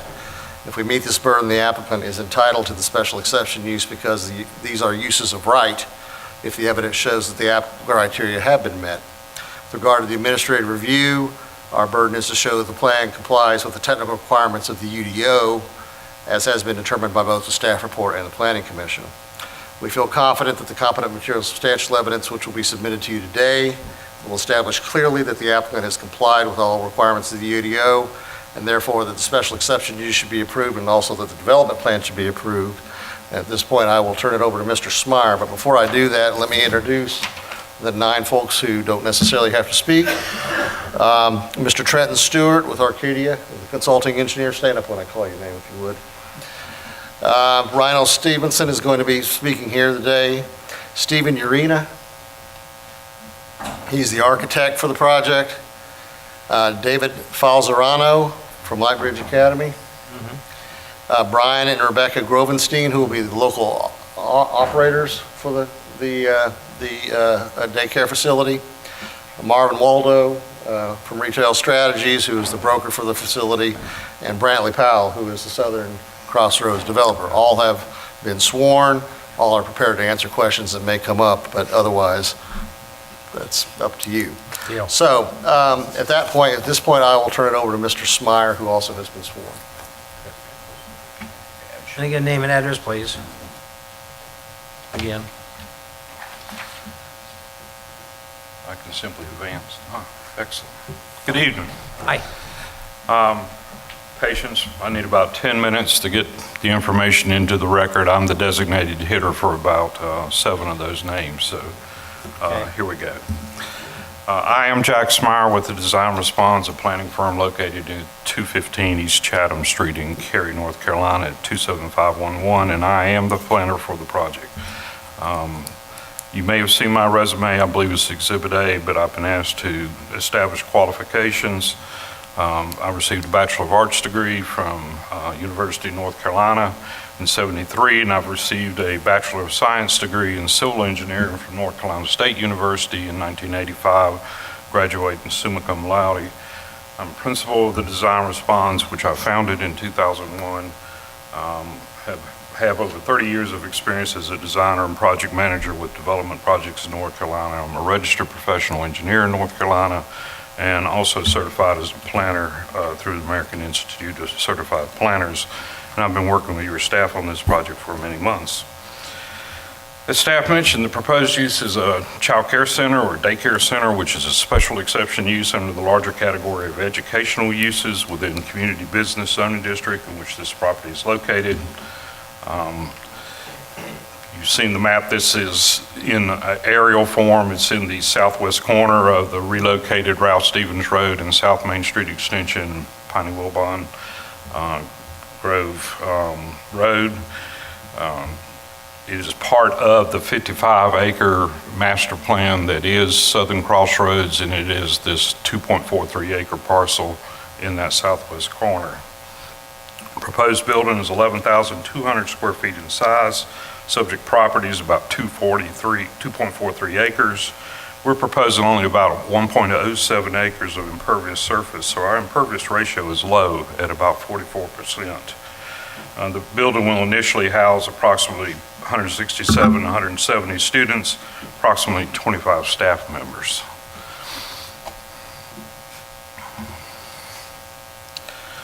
Project also includes on-site surface parking located behind the building, an 8,500 square foot playground area immediately north is to the right on this drawing, so immediately south of the building. Site access is right in, right out driveways off of Ralph Stevens Road and off Piney Grove Wilbon Road.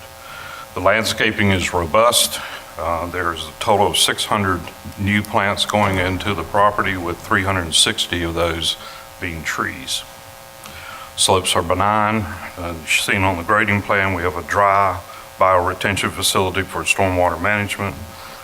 Building meets all of the extensive architectural requirements of Section 3.08 of the UDO as required for buildings within the community business zoning district without the need for any waivers or alternative means of compliance. We've also prepared a digital model of the site, which doesn't have quite all the architectural detail that you see in the building elevations, but does convey the look and feel. Here's a view from the intersection. We're up in the air because you wouldn't see the building behind the landscaping unless we did that. The southern approach, again, slightly up in the air as we come northward into town to peek in over the landscaping. Here we're down closer to the driver's eyes off of Ralph Stevens, looking at the right-in, right drive, and you see the screening that the landscaping provides for the building. A zoom view so that we can see some of the details. The exterior sidewalk system is fenced so that children are able to access the playground in a safe manner. Reverse view leads down to the playground south of the building. Zoomed out, you see all the green area. That's why we're able to be at 44% impervious surface. Reverse view, we're at the north looking down to the south now. Again, building forward, oriented to the intersection with the pavement and trash facilities, recycling facilities located interior to the site. This is like a drone view from the adjacent church property, looking over the landscaping that is there, and the main door is oriented toward the parking, which is in the rear. And this would be the 3D view that matches the 2D site plan that you have in your agenda packet, with building to the north, playground to the south. Turning now to the findings of fact for the special use, special exception use.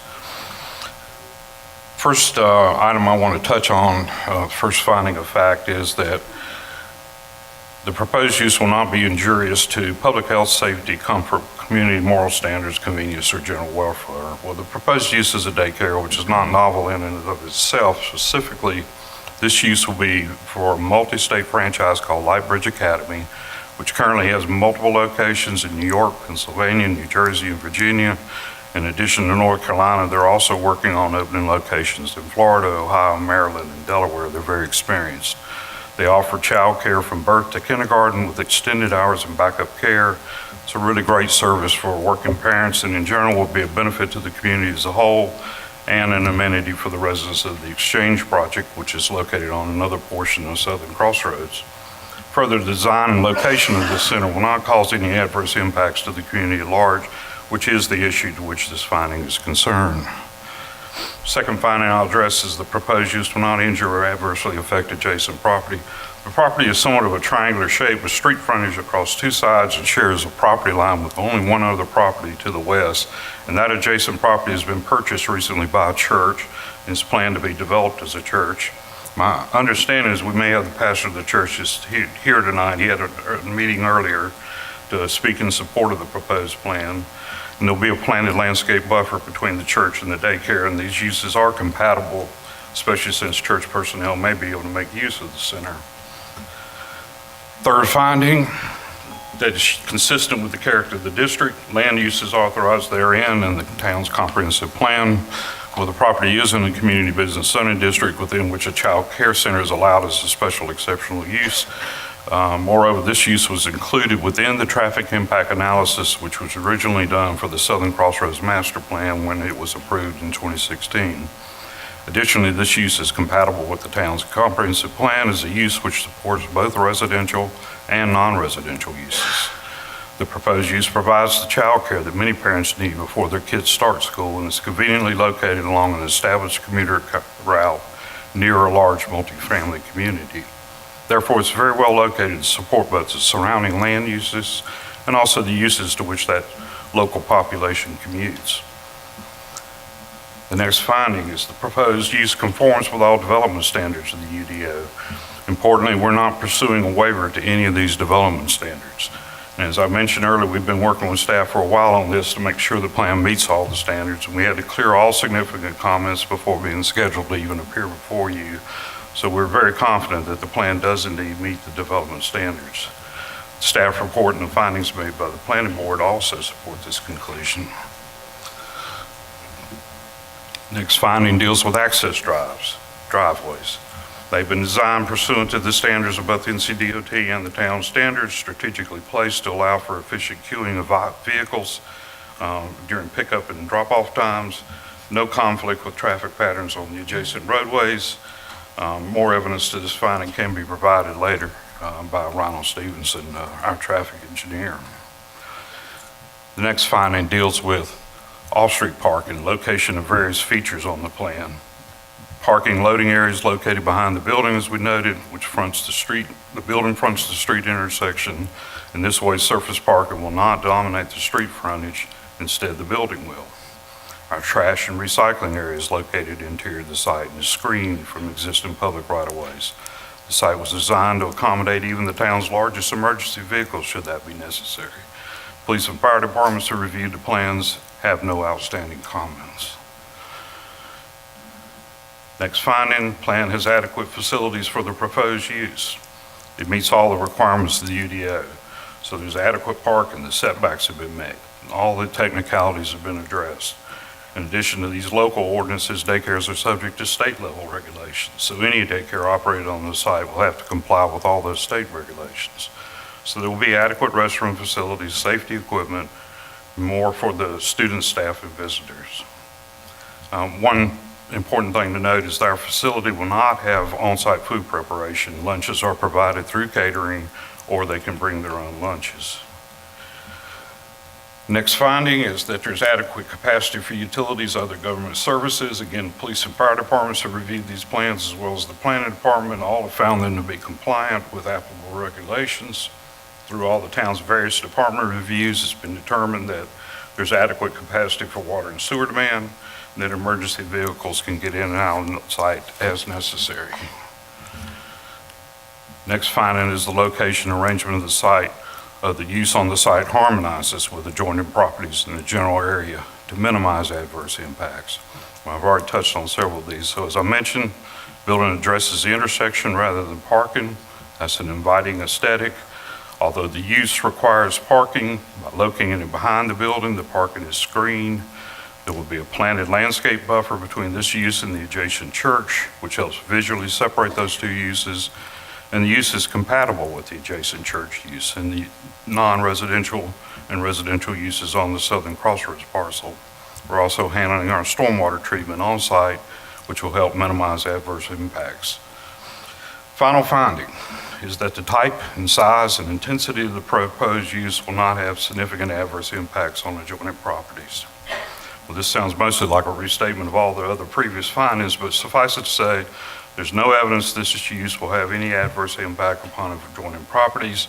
Our typical hours of operation are in the 7 a.m. to 7 p.m. range, with hours extended beyond slightly what most might need in order to accommodate those parents that do need extra time for pickup and drop off.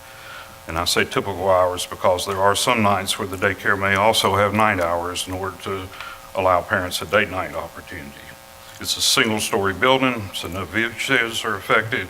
And again, the use is compatible with the only adjoining use, the church, and we may have someone to speak in favor of that as well.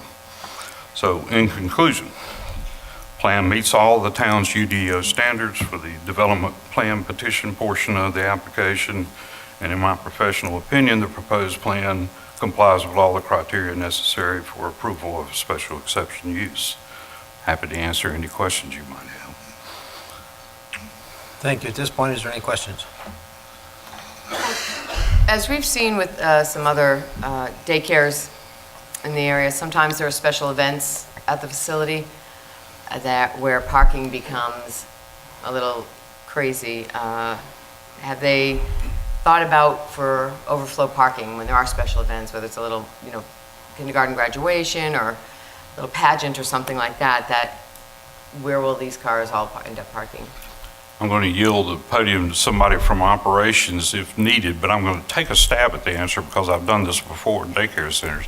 Typically, what happens is they arrange for event parking to utilize a nearby shopping center parking lot or something and then shuttle people over.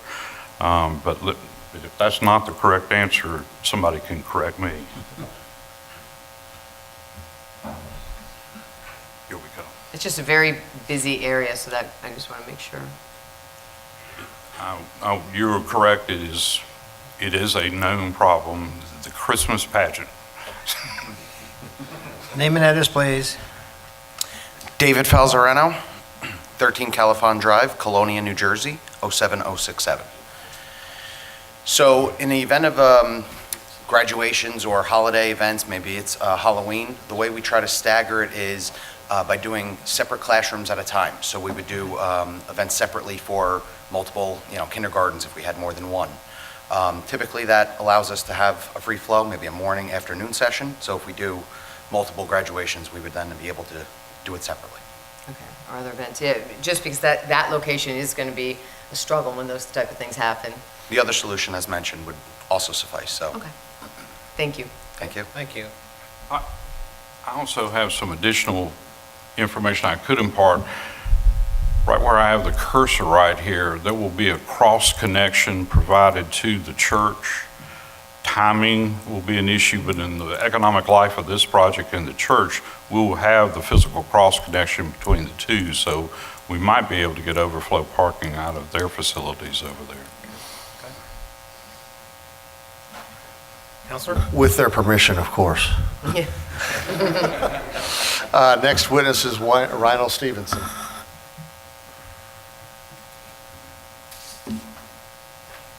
Good evening. Name and address, please. Yep, Ronald Stevenson with Ramey Kemp and Associates.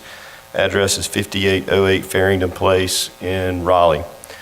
I'm the traffic engineer for the project, and I have about 20 years plus experience in traffic engineering. I'm the regional manager of our Raleigh office of Ramey Kemp and Associates. I have a bachelor's degree and a master's of civil engineering degree from NC State in civil engineering with a focus in transportation. So we looked at the traffic impacts of this project, and the first thing we did was look at the trip generation that could be generated by the facility, and it was actually included in the original traffic study that was done for Southern Crossroads.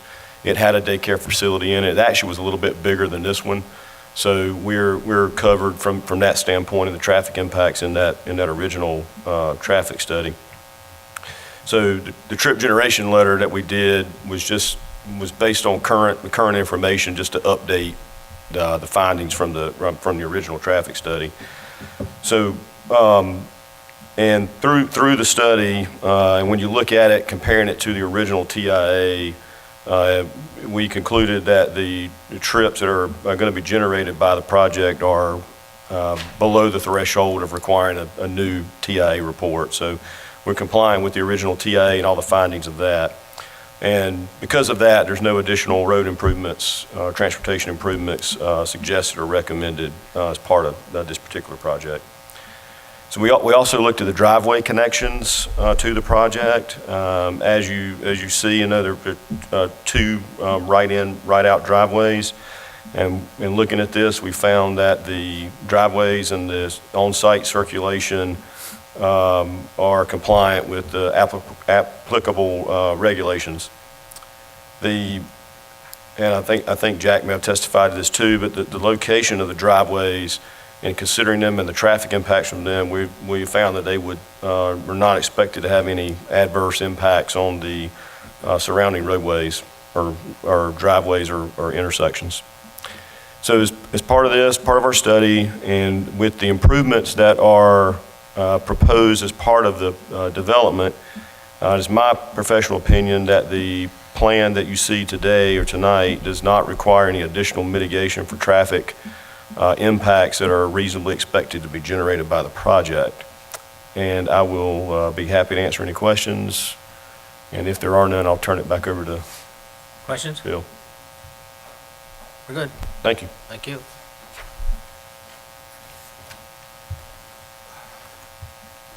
For the record, it's Bill Bryan, attorney for the applicant. This time, I'd like to move into evidence all of the exhibits relied upon by or referred to by the witnesses, including the staff report and all of its attachments. As mentioned at the beginning of this hearing, the applicant's burden is to submit competent material and substantial evidence into the record showing that its proposal meets all of the requirements of the UDO for approval of a special exception use, and also for the approval of the development plan. In this case, we have carried that burden through our application materials, the staff report, the exhibits, and the testimony of our expert witnesses. Therefore, on behalf of the applicant, I respectfully request your approval of first, the special exception use, and then second, the development plan, so this project may move forward. We'll be glad to answer any questions that you may have, and we otherwise appreciate your time and your attention. Pastor Rose, are you in the audience? You want to come up?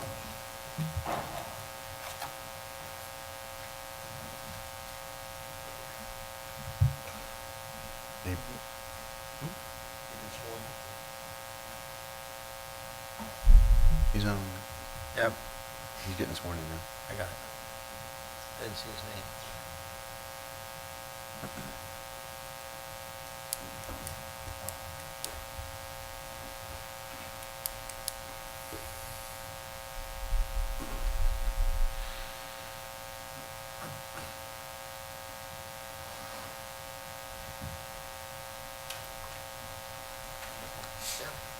Now name and address, please. Bill Rose from Oasis Church. We own the property just west of Light Bridge, and I've had multiple congregants, and especially after we bought the land, people asked, are you going to do a daycare? And I really don't want to. So hopefully this all works out so I can just point when they ask the question. We're thrilled to have them next door. We think it's a very compatible use. I like the idea of the interconnected parking lot. I think that would help with some of the traffic flow concerns. I also like the idea of having a non-residential neighbor, considering the use that we're hoping to use our property for in the future. Overall, we're really excited about the project. Thank you. Thanks. Good to see you again. Councilman? We have no other evidence at this time, Mr. Mayor. Let me read the other names just in case, okay, because I have others on here, and if it's a pass, just let me know. I have Marvin Waldo, we're good? Yep. Okay, just double checking. Steve Gabini, you're okay? Okay. Trenton, I can't read, Stewart, perhaps? Pass, okay. And Rebecca, you're okay? Okay, thank you. And that's about it, isn't it? Oh, I'm sorry. Is there a Brian, last name with a G? Same thing? Okay? All right, thank you. So at this point in time, we'll close the public hearing and ask for further discussion from the board and/or questions. So there's 157 students attending, correct?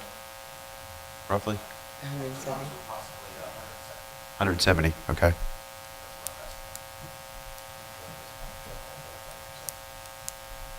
David Falzarano, VP of Operations Okay. for Lightbridge Academy. And Matt, they meet the requirements for parking? Yes. Okay. One thing I'd like to say is that I've had several calls from several citizens saying, why can't we have more of these? I never thought we'd ever have that kind of a question, but we do. So, in support of the concept, I would say, yes, we've had people saying, why don't we have more? In the future, please take their name and let us know. I get in touch with them. I'm not going to say the rest of it. No, all right. All right, other questions or comments? Okay. I have Good. staff questions. Sure. So the TIA was 2016, the staff is good that, because there's a lot more things that have been approved since then, right? In terms of that area. And we don't,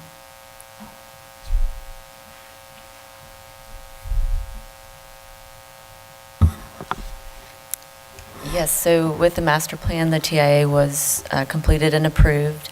And so with this being part of that overall master plan, as Reinald was discussing earlier, they reevaluated the trip generation from the project, looking at today's traffic, and submitted a signed and sealed letter verifying that information, and it was still within the threshold of the originally approved TIA.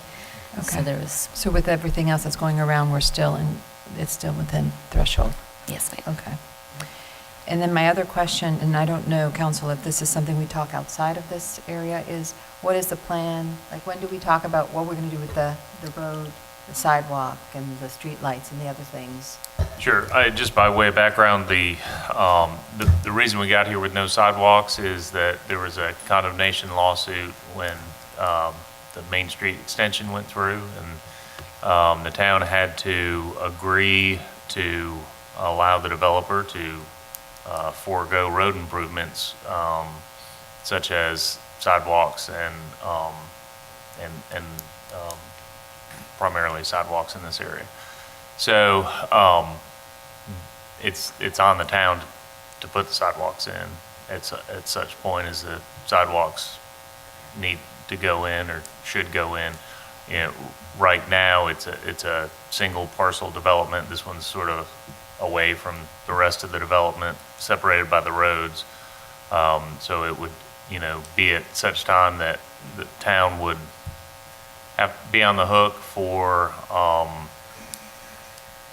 maybe when the church were to develop as part of their plan to put the sidewalks in, or at some point in the future, put the sidewalks in.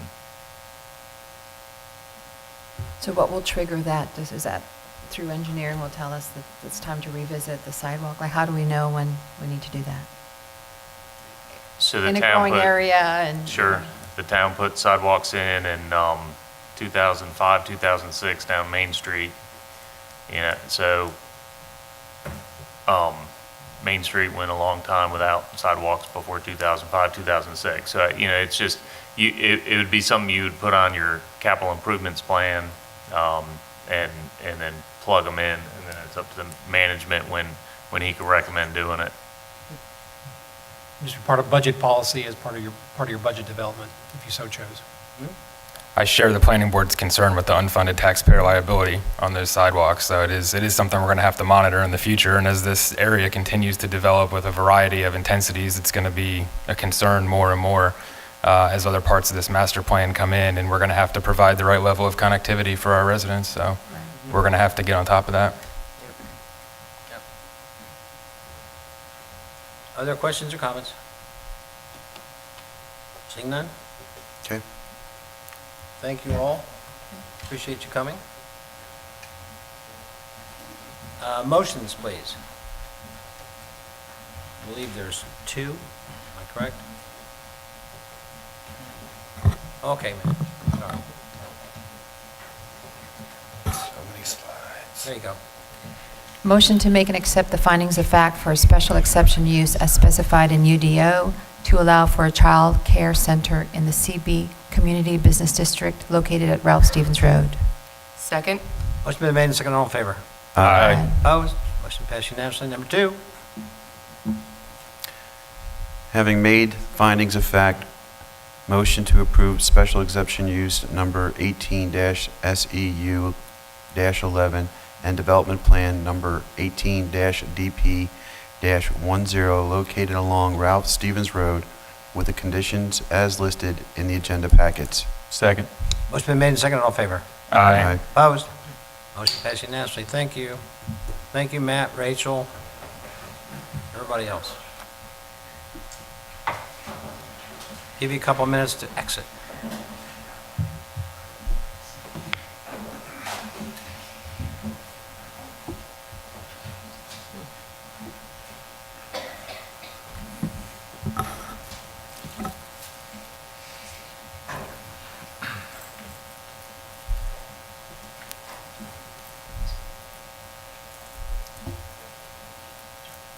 Okay. Agenda item 7D, public hearing, Brighton Park, Well 1, Sean, Ryan, and Rachel Jones again. Yes, good evening, council. This item is a request for a special exception use development plan as well as some associated variances and waivers. The requested action tonight, there will be 4 motions after you conduct a quasi-judicial public hearing, which is sworn testimony. Just to give you a quick overview of the project site, this is the project highlighted in red on your screen, just along Piney Grove Wilburn Road and Castaway Court. This property currently houses a community well for the formerly known as Brayton Park, now called Grove Park Village neighborhood. It's a previously approved subdivision in Wake County prior to the town taking over the ETJ for this property. So this neighborhood is currently in the town's ETJ. The subject property is also in the town's ETJ, however, it is going through the process of a voluntary annexation request as well. The special exception use requested tonight is for the expansion of a non-municipal water treatment plant at this property. As you can see, the current zoning of the property is R30 residential, and in the R30 residential zoning district, non-municipal water treatment facilities require the approval of the special exception use. This is an aerial image of the existing site conditions. You can see the existing community well above ground facilities on the property. And as I switch over to the proposed site plan, you can see that the applicant is proposing an addition of a 300 square foot building as well as some additional tanks and storage areas. There are 2 additional items that go along with the site plan: a request for a waiver for the pedestrian connectivity to adjacent public sidewalks, as well as a variance request from the requirement for hard surface parking. 1 parking space is required for this lot, which has been provided. However, the applicant is just requesting a waiver of the hard surface requirement for that parking space. This is the proposed site plan. Primarily, it's adding additional perimeter buffer landscaping as well as landscaping along Piney Grove Wilburn to help buffer the property from view, as well as some additional foundation landscaping around the structure, but it does meet all of the town's landscaping ordinance requirements. You can see these images. These are typical images provided by the applicant for what the structure will look like. This is the existing well house and tank that is on the property today. The applicant is requesting a waiver from the town's commercial primary facade requirements for this new structure. The planning board did review this and recommended approval, 8-0. They didn't have any concerns with the proposal, but I will invite our planning board representative up just to talk about the additional requests that the planning board had put forward to the town council.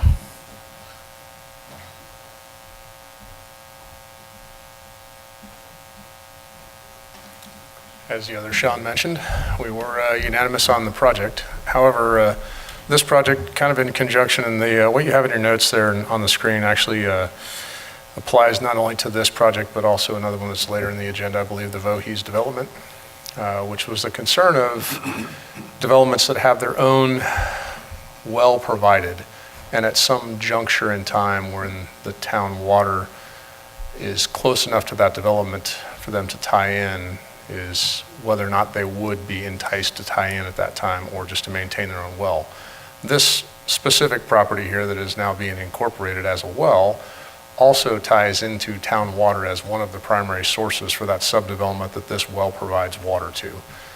So the question we kind of had was, what's the difference in cost between actually improving this well or just making that second tie-in to city water and just staying on city water rather than kind of setting a precedent to allow one of these yet unincorporated developments to maintain other than city water, which will be something we'll contend with as we continue to develop properties down to the south in the southern area until water and sewage get down to those areas. So it was just a concern of consistency and precedent.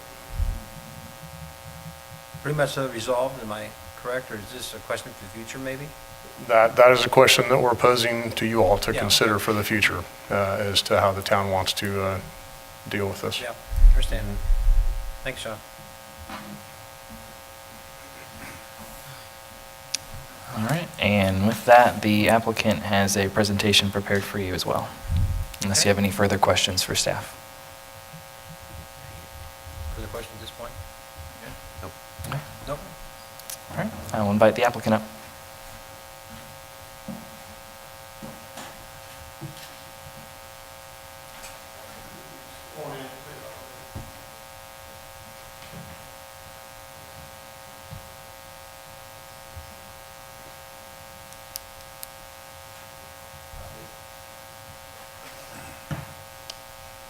Name and address, please, sir.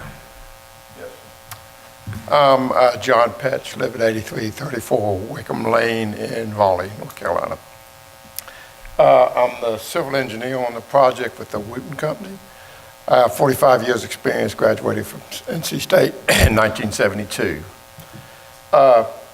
We're doing the design for the Brayton Park water treatment facilities. The site is on Castaway Court, as it's already been mentioned, located at the end of a cul-de-sac, adjacent to the Piney Grove Wellborn Road in the R30 residential district. There's an existing well house and a 5,400-gallon hydromatic water tank, and it provides the water system for a 60-lot subdivision. The existing well water has a high iron manganese content, which by state limits really needs to be removed. And part of that, right, presently is done with a treatment system called sequestering, so that particles of iron manganese did not come out of the water during the process of going to the houses. We'll be installing a filter system in this new building that is approximately, as I recall, about 23 feet long by 14 feet wide. It's not a particularly big one.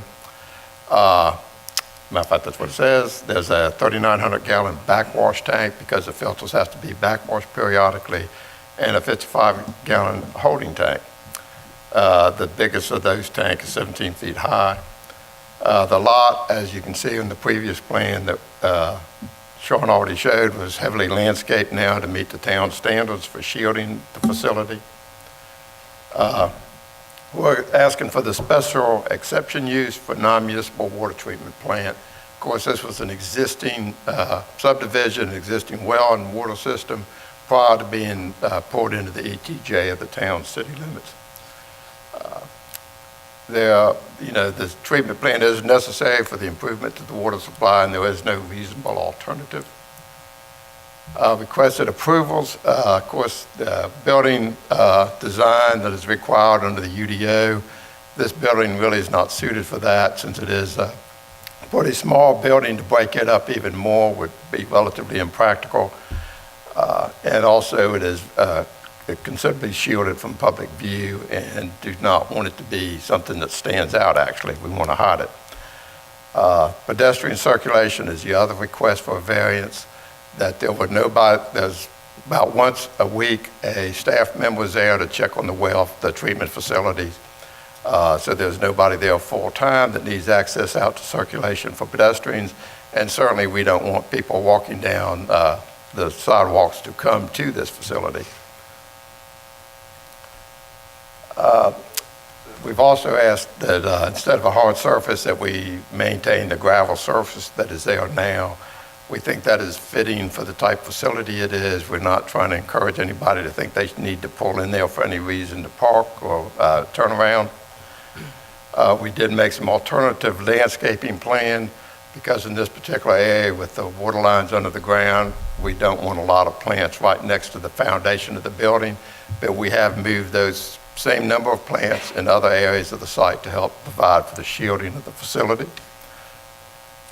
And that's it.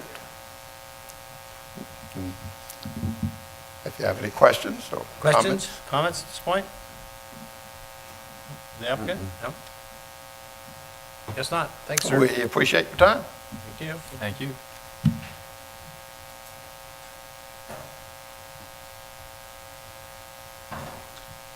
If there's no further questions, let's go to the public hearing. Open public hearing, and I have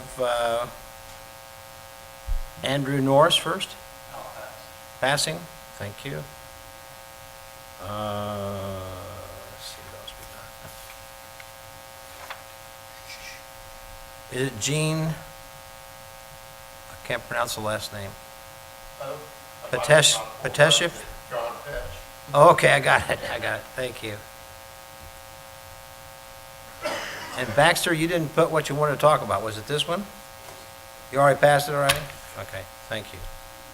So at this point in time, we'll close the public hearing and ask for further discussion from the board. Unless you have something else, Sean? I have All nothing set? further. Okay. Do we need a motion to direct staff on that cost analysis? If you'd like to do so, I'd be happy to. Okay. I'll make the motion to entertain the planning board's request for that cost analysis for the future. Second? Motion been made, second, all in favor? Aye. Opposed? Motion passed unanimously. Other comments? Motion to adopt Resolution 18-48, make and accept the findings of fact for special exception use, variance of development standards, waivers for architectural and design requirements, and waiver of pedestrian circulation and vehicular area design as stated in resolution. Second. Motion been made, second, all in favor?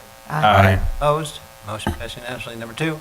Having made findings of fact, motion to approve 18-WAV-20 and 18-WAV-21 as listed in the agenda packets. Second. Motion been made, second, all in favor? Aye. Opposed? Motion passed unanimously. Number 3.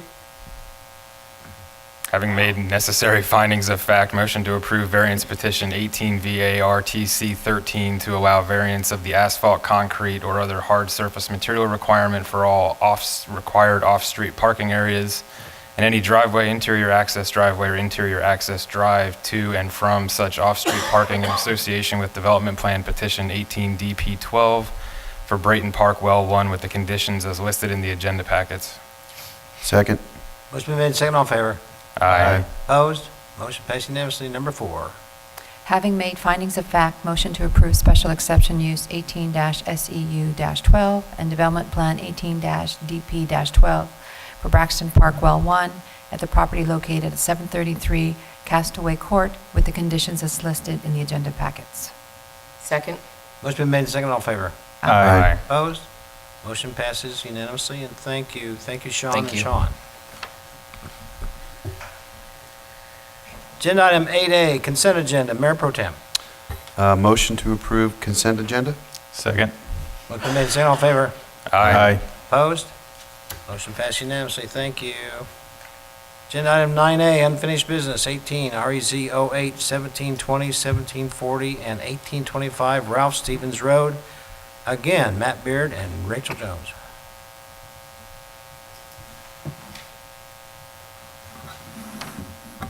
Okay.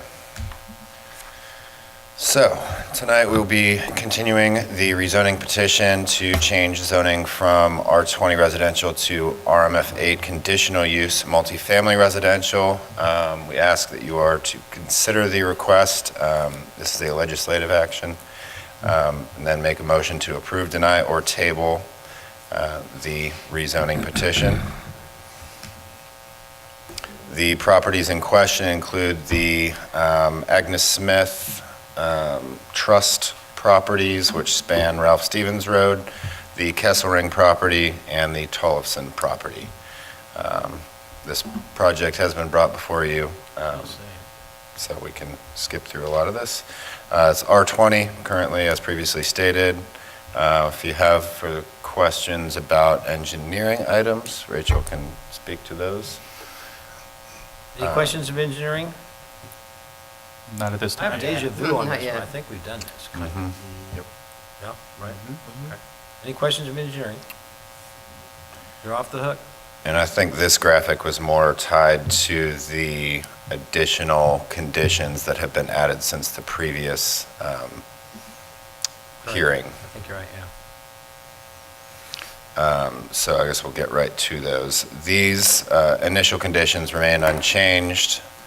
The two that were added are conditions number 9 and 10, dealing with widening of Ralph Stevens Road and construction of a sidewalk connection, pending the ability to acquire necessary right-of-way for the improvements. Again, nothing else has changed with regards to the proposed densities on the individual properties.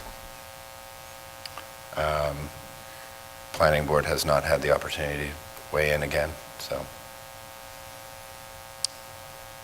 Unless you have questions for me, we can have the applicant come up. Want the applicant to come up? Yes, no? Oh, yeah. Yes? Yes, Yeah. please. Please. Yes, please. And again, name and address, please. Good evening. Good to see you all again, Mr. Mayor, members of the council. Jason Barron with Morningstar Law Group, 421 Fayetteville Street, Suite 530, Raleigh 27601. Here with me tonight, I think I said my name, Jason Barron. If not, I do this so often, so sometimes I forget to say my name, but if I didn't, I'm Jason Barron still. Here with me tonight is Mr. Nick Antrilli with Withers Ravenel.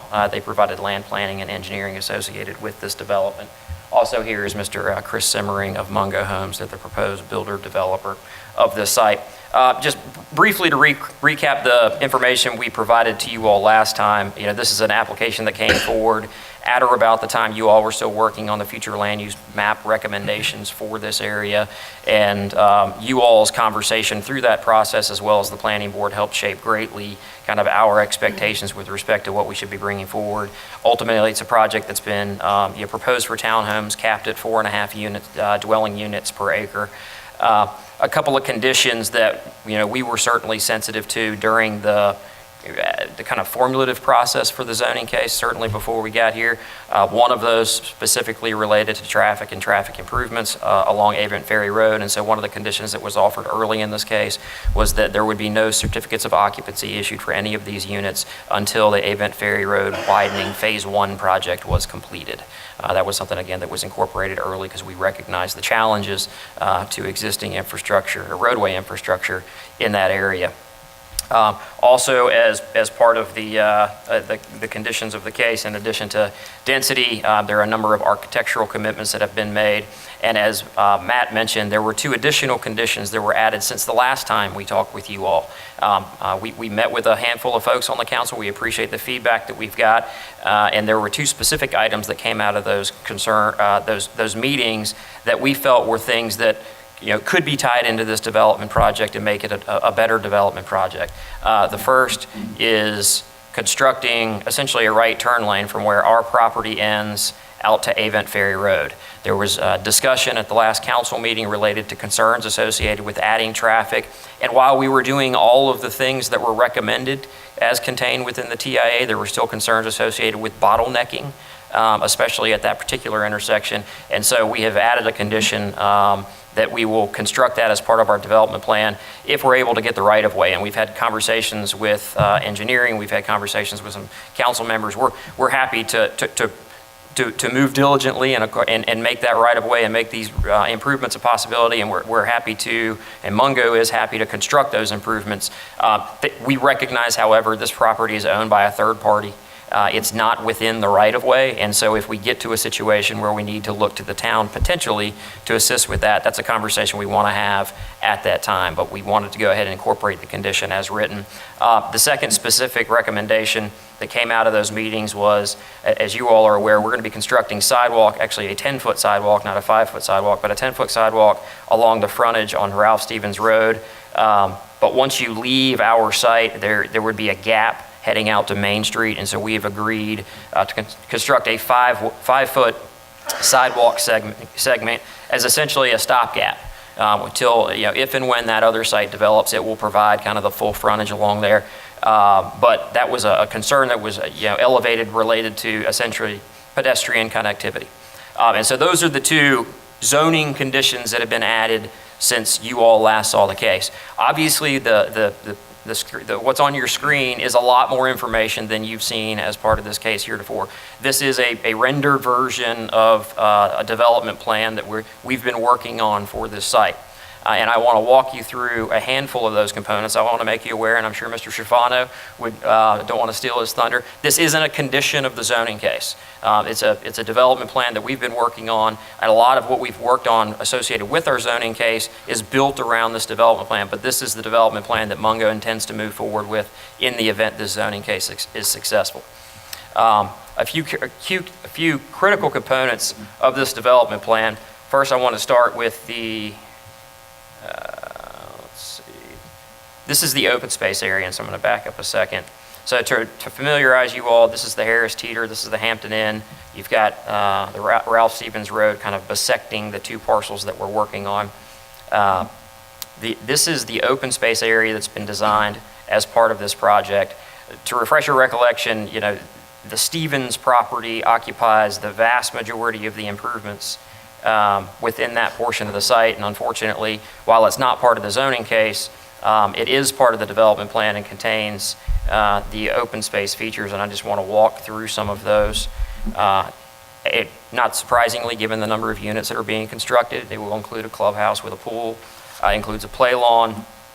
There's a lawn in this location here with a band stage, kind of for outdoor activities. There's anticipated to be a fire pit, play equipment, a grill area, a bocce lawn, and then this open kind of do whatever you want to on it play lawn, but a fairly sizable overall open space area.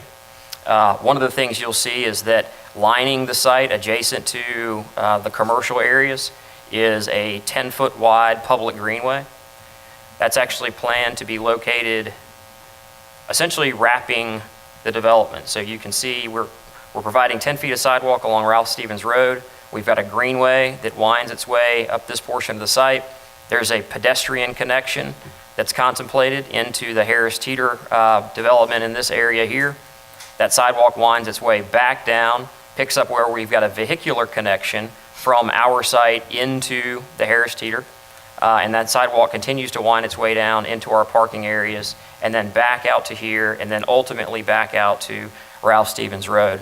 In total, that's roughly 9/10 of a mile of sidewalk. They're trying to figure out a way to squeeze another 1/10 of a mile out of that just so they can market it as if you live here, you can run miles around the development. But it's a meaningful greenway improvement, not only we believe from a pedestrian attractiveness standpoint, but Mungo believes it's something that's going to be very attractive when they go to the marketplace in terms of what folks who are moving into a place like this are going to be looking for. And what folks who are going to be looking to, who are going to be looking to buy in here are going to be looking for walkability, not only within the community, but also within the vast amount of non-residential that's already been built adjacent to the site and that is anticipated to be built in future projects. And so that's a portion of the greenway. That's Ralph Stevens Road. This is lining kind of the northeastern portion of the site. There's a couple tot lots. But you can see these sidewalk connections, these vehicular connections have been wired into the development to provide for, in addition to the critical vehicular access to these adjacent properties, but also to give folks the opportunity to be able to walk out of their townhouse, walk through the greenways and the sidewalks, and ultimately make their way up to the non-residential areas, the Harris Teeter and the things that are included in that. And so I know that Mungo is very proud of the time, effort, and energy that's been put into this plan from a pedestrian connectivity standpoint. They recognize the value of being able to market that in a location like this, and given the target demographic. And so, that is a big part of what they've done. In addition to that, there's going to be sidewalk on both sides of all of these streets. And so, in theory, folks who want to avoid getting out into their car could hop on their bike or hop on the sidewalk and follow the same pedestrian network out across Ralph Stevens. And as you can see, it's going to be striped for a pedestrian crossing in this location to kind of connect the two portions of the development and ultimately get folks up into the interconnected grid of not only streets but sidewalks within the development. And so we bring you a lot more information than really is part of the zoning case, but there were a lot of questions that you all had last time related to kind of the guts of the development plan, and we couldn't think of a better way to share with you all what the plan is for the site and hopefully answer any further questions that you all might have. Last thing I want to mention is from an overall development intensity standpoint, the entirety of this property, which includes our development plan, is currently zoned for 328 units. With this proposed development plan, and again, this is not part of the case because a portion of our development, a large portion of the density associated with this use is on this Stevens property that's not part of the case.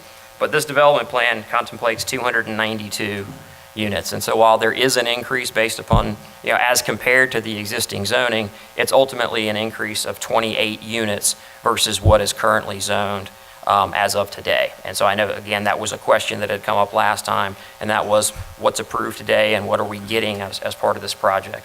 And so with that, Nick, I don't know if you've got anything that you want to add. We're here to answer any questions, and I know I've given you a lot of information, so I anticipate there will be some. But we're excited. I know Mungo's very, very excited to kind of get this project continuing on, and excited at this opportunity to work with the town and fill this significant puzzle piece in between a residential community and the non-residential up along the bypass. So with that, we'll open it to folks for any questions you all may have. The applicant right now?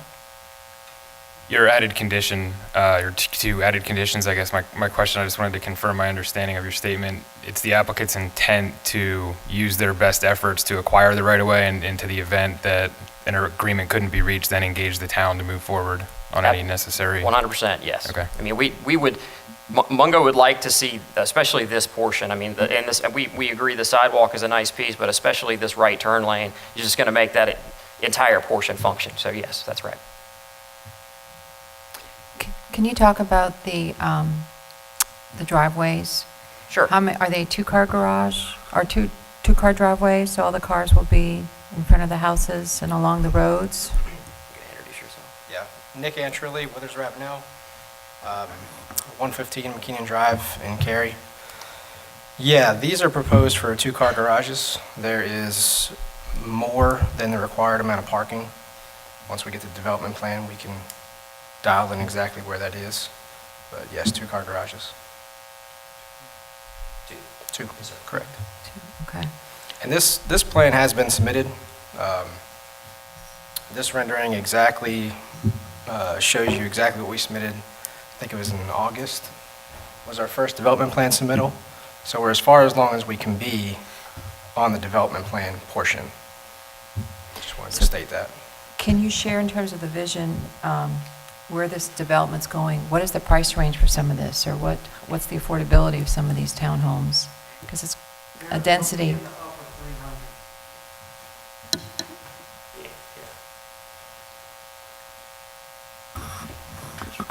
Other questions? I'm sorry, just with the added condition of the right turn lane, would that come with sidewalk connectivity as well, or just roadway. Yeah, it would include the sidewalk as well. It's essentially completing the frontage along that section of road. Yes, that's a good question. Sorry, I wasn't clear on that. Thanks. Looking through the information here, the historic resource report, those outbuildings that are mentioned, do you know where they're located? Yes, there is one building located on the historic survey located right here.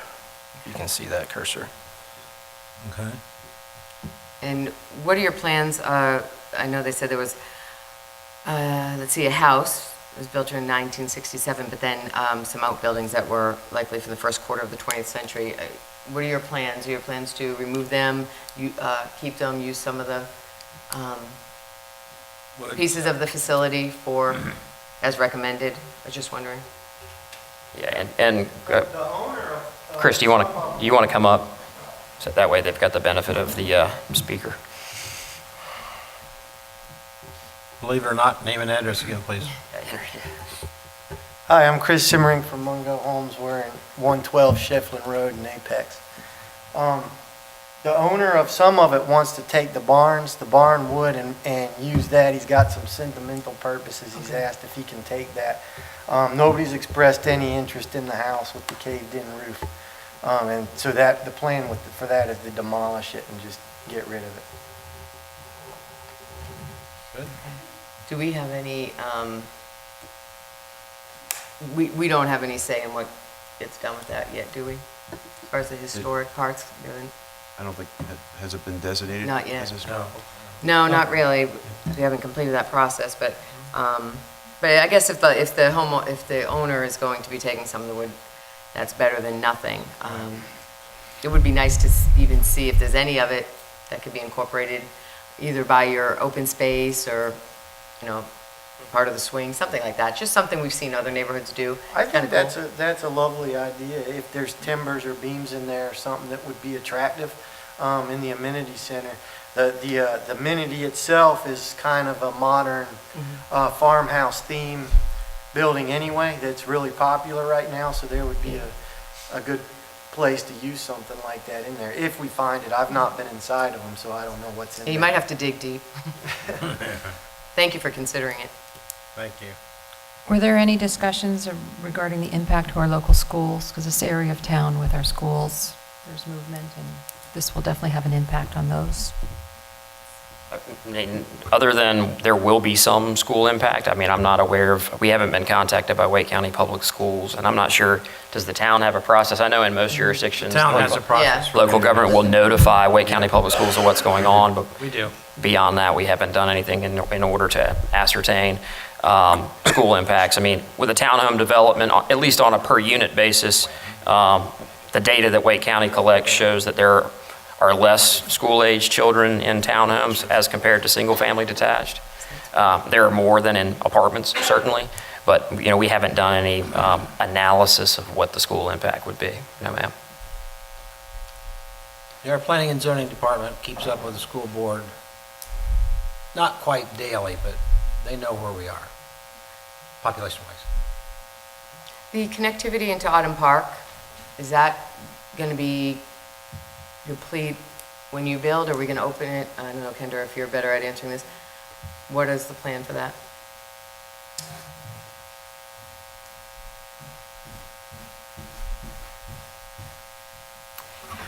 So that's usually a condition once the development plan comes in, and what we've been doing is restricting construction traffic and having that closed off until which time construction is complete. We also work with the fire chief and to make sure that points of access and entry, that we're not creating an unsafe situation. This is an adequate distance off of Ralph Stevens Road, I would assume, to be able to serve that, but that would be a condition on the actual development plan that will come back before you. Okay. Thank you. Other questions or comments? Yeah, on the, in terms of the number of homes that are being built on the north side, it looks about, what, a little over 200? Do you have that number? Correct? North side is roughly 245, I believe. 245? 240. Okay. So you said the total 292, roughly? That's correct. Okay. 50, okay. Yeah, and just to further clarify, Mother Nature has a big hand in dictating what you can do on this portion of the site. There's a blue line stream that runs its way through here. And it actually works out from my perspective, from a planning standpoint, better that way because you locate the vast majority of your density closest to the non-residential areas. It's just better proximity to services. And in terms of open space, the percentage in the northern section, what was the number? So project-wide, development plan currently shows required 3.3 acres for the entire project, and we currently have 4.5. So we have 4.5. well more than the required amount of developed open space. Now, that's just developed open space. There's also passive open space, and that is significantly larger than what we are required. I believe it's somewhere in the neighborhood of 14 acres, over 56. That's mostly because of, as Jason alluded to, there's a 100-foot buffer on that blue line stream to the south, as well as a significant amount of wetlands. So you couldn't build where that stream is at all? That's correct. So it's going to stay as is? That's correct. So essentially 200 feet along that blue line stream, you couldn't build into it. And based on the town's ordinances, I don't even believe we can grade into it. Okay. So. Is there any plans to put any playgrounds or anything on that side instead of having folks to go all the way to the other end to use playgrounds or swings or? We don't currently have a playground down here in the connection to Autumn Park. We are proposing what's called a bosque. It's the first time I heard of it, actually. It's basically a series of trees planted in a row and gives you that camping nature feel. We did not propose a playground here. I'm sure it's something that can be entertained. But as Jason said, the southern portion really set itself in terms of a passive environmental feel with as many trees as we have in that sector. And can you speak to the buffer between those townhouses and Autumn Park? Sure. We currently show a 10-foot, in the development plans, we show a 10-foot landscape buffer, and there's actually a 30-foot building setback that we're required to meet, and we meet those two conditions.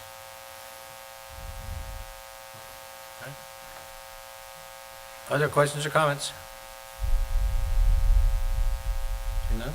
Can you refresh my mind on the TIA that was completed? I will do my best, and I'll defer to Rachel if she wants to. Our traffic engineer unfortunately had to leave. But we completed a traffic impact analysis as required by the town and have performed all of the recommended improvements associated with that TIA. I can't tell you exactly what they are. I think most of them were on site. I think they were site drive related in terms of turn lanes and distance between the intersection. I don't think there was anything beyond that. But Rachel, do you have anything on that with you today, tonight? Please.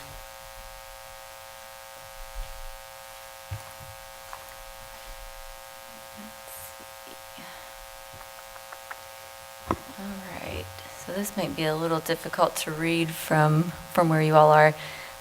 This is just a snapshot of the overall recommendations that came out of the TIA analysis, or the traffic impact analysis. And as Jason just mentioned, most of those were related to turning lanes. Because they have properties on either side of Ralph Stevens Road, they're essentially widening the entire frontage on both sides of Ralph Stevens to the ultimate cross-section, including the sidewalk, curb and gutter, and the full median. So that took care of a lot of the impact from the traffic that would be generated from the development. And then the road widening that will come along with Phase 1 of Avent Ferry Road widening up to the Ralph Stevens intersection also will mitigate some of the impact from this development. And so one of the conditions with the rezoning is that no certificate of occupancy will be issued for the development until the completion of the Phase 1 Avent Ferry Road improvements is approved. So, Thank you. That Further questions or comments? I have one in terms of the amount of density and the number of homes that are coming in. And you said that the pricing were in the higher 300s. would you consider, I mean, we have a workforce crisis around, would you consider maybe thinking of some of the units to be more scalable in price so we can have opportunities besides just high-end 30 townhouses?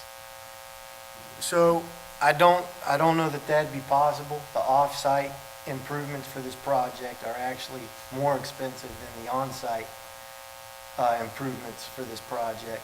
So the lot price alone on these is about $100,000 per townhome. So that's really what's driving the price of this area, and I don't think that there will be an opportunity to reduce that, given the significance of the off-sites that we have to do.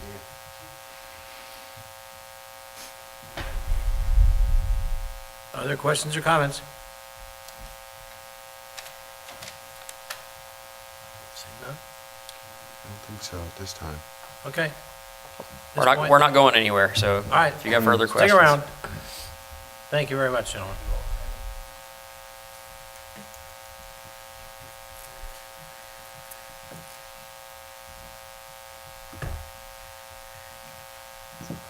Okay, Matt's back. Anything else from Matt?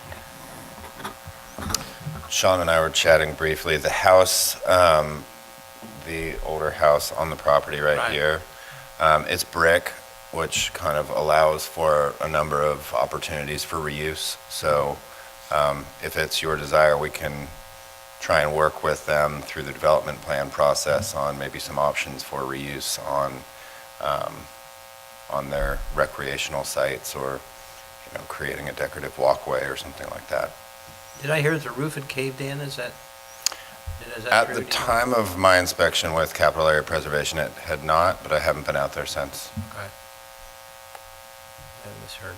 Okay. Anything else? Well, when will you hear from them? When will I hear? From Capital.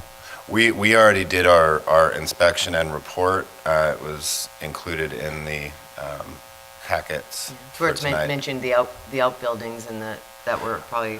Right, yeah, that Essentially. was the entire study, was essentially them noticing that there were these buildings that had not shown up on the initial study list, and that they were likely older than the building that was flagged for study. And they were in pretty poor condition by my, layman's standard. And that's But- why I recommended maybe taking some pieces and incorporating them. I think I can ascertain that they were goat barns because there was a goats for sale sign in one of them, but that's just me. Really? Okay, what else? It's hard to just really have, with all the traffic we've seen, even though it is much improved to see this high density in this area. But then considering what could go there, this beats it by, about 100 units, considering apartments or something else that could go there, and it does look like a nice plan. What about the lighting down Piney Grove? Did you say that again? The lighting? Lights? Oh, the lighting Yeah. on the street lighting. Mhm. Yeah, I believe that's a requirement.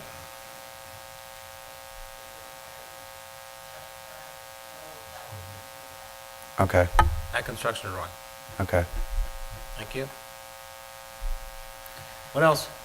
So Sherry, I'm still thinking of what you said. So it's R20 now, right? R15. Yeah. The R15. Yeah, the parcels in the case are R20, but the center parcel is RMF 15, which is not being rezoned, but in the absence of action on this case, you have the ability to come in at 17 acres and 15 units an acre is almost 300 apartment units on that parcel that's already zoned. On the one side. Just on that one, yeah. Just on that one. On the piece that's not included in this case, but they plan to develop on that parcel. And this is not considered village district to talk more about. And Matt, the parcel that's in front that's parallel to Avon Ferry. What is that zone right there? Yeah. It's commercial. Yeah, that's local commercial? business. Okay, so, okay. Yes. So that, I guess that was a question.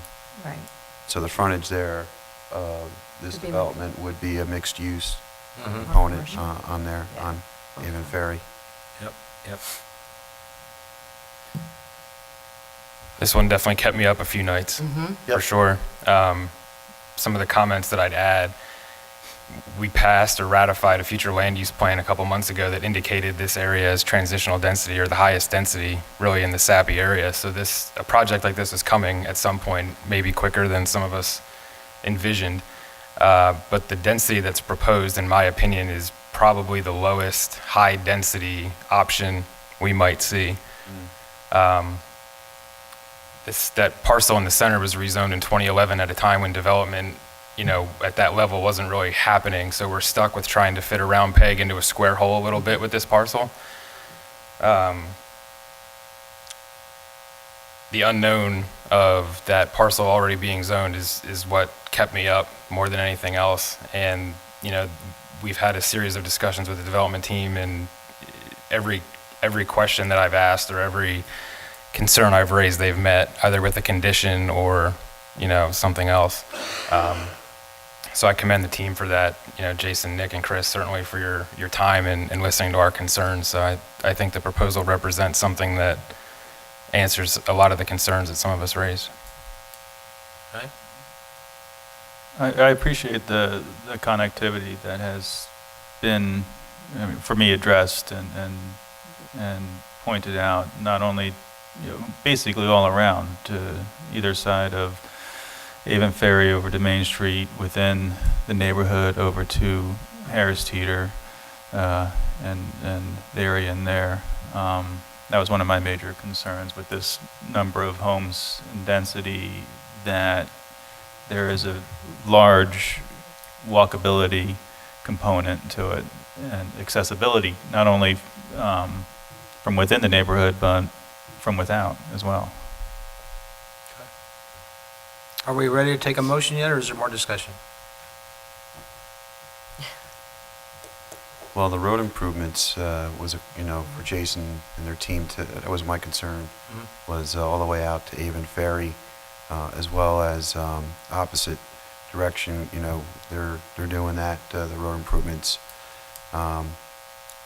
Worst case scenario, you're probably looking at closer to 400 homes, it could have been, or could be. Your point, yeah. 292, it's still a lot, especially with all the development in that area. But with the road improvements there that I see, that is a major intersection during rush hour in the morning as well as in the afternoon. If these road improvements there definitely will help. So I like the greenway as well, that for folks to walk around the entire area there. So. Okay. And what is the timing you're thinking of? So I can kind of quickly walk through some of the next steps. There's quite a few balls in the air right now. The abandoned railroad right-of-way, kind of within the Stevens property, it is not part of our jurisdiction, so they are going to be submitting an annexation request as well as a rezoning request to come in and include it with the same zoning as the Stevens property to make it RMF 15. They will then be able to bring the annexation for the whole property, including that railroad bit, so the annexations and the development plan and the rezoning for that little bit all to the same public hearing, theoretically in February. So they've gone through 3 reviews for the development plan at this point, and we held the official action submittal, which would allow them to move forward to planning board with the development plan. We held that for this meeting to occur in case any further conditions were offered such that the plans would change. But all in all, it's really, until we get the road improvements done, there won't be a CO issued, correct? That's what you mean by Eden timing. Ferry one. Yeah, the Eden Ferry Phase 1, which could be, who knows, with the DOT. Okay. Other comments? No? Just want, I just want the developer to know, it's, I'm sure it's a beautiful plan, it's just it's a hard pill to swallow right there, when we've gone through so much growth and so much craziness, and that's where the hesitation comes, it's not necessarily with your design. That and flexibility with options for residents in terms of price point. I mean, it seems like everything we're building is just pretty expensive. And somewhere I'm hoping the vision plan will get us to a place where we can have a better balance of opportunities for future homeowners here.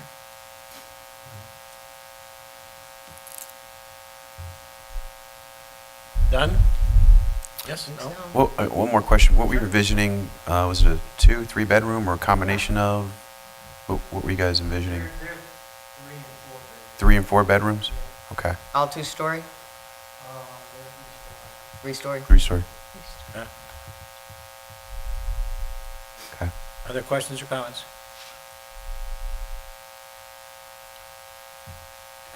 Let's go to the motions. There's 2.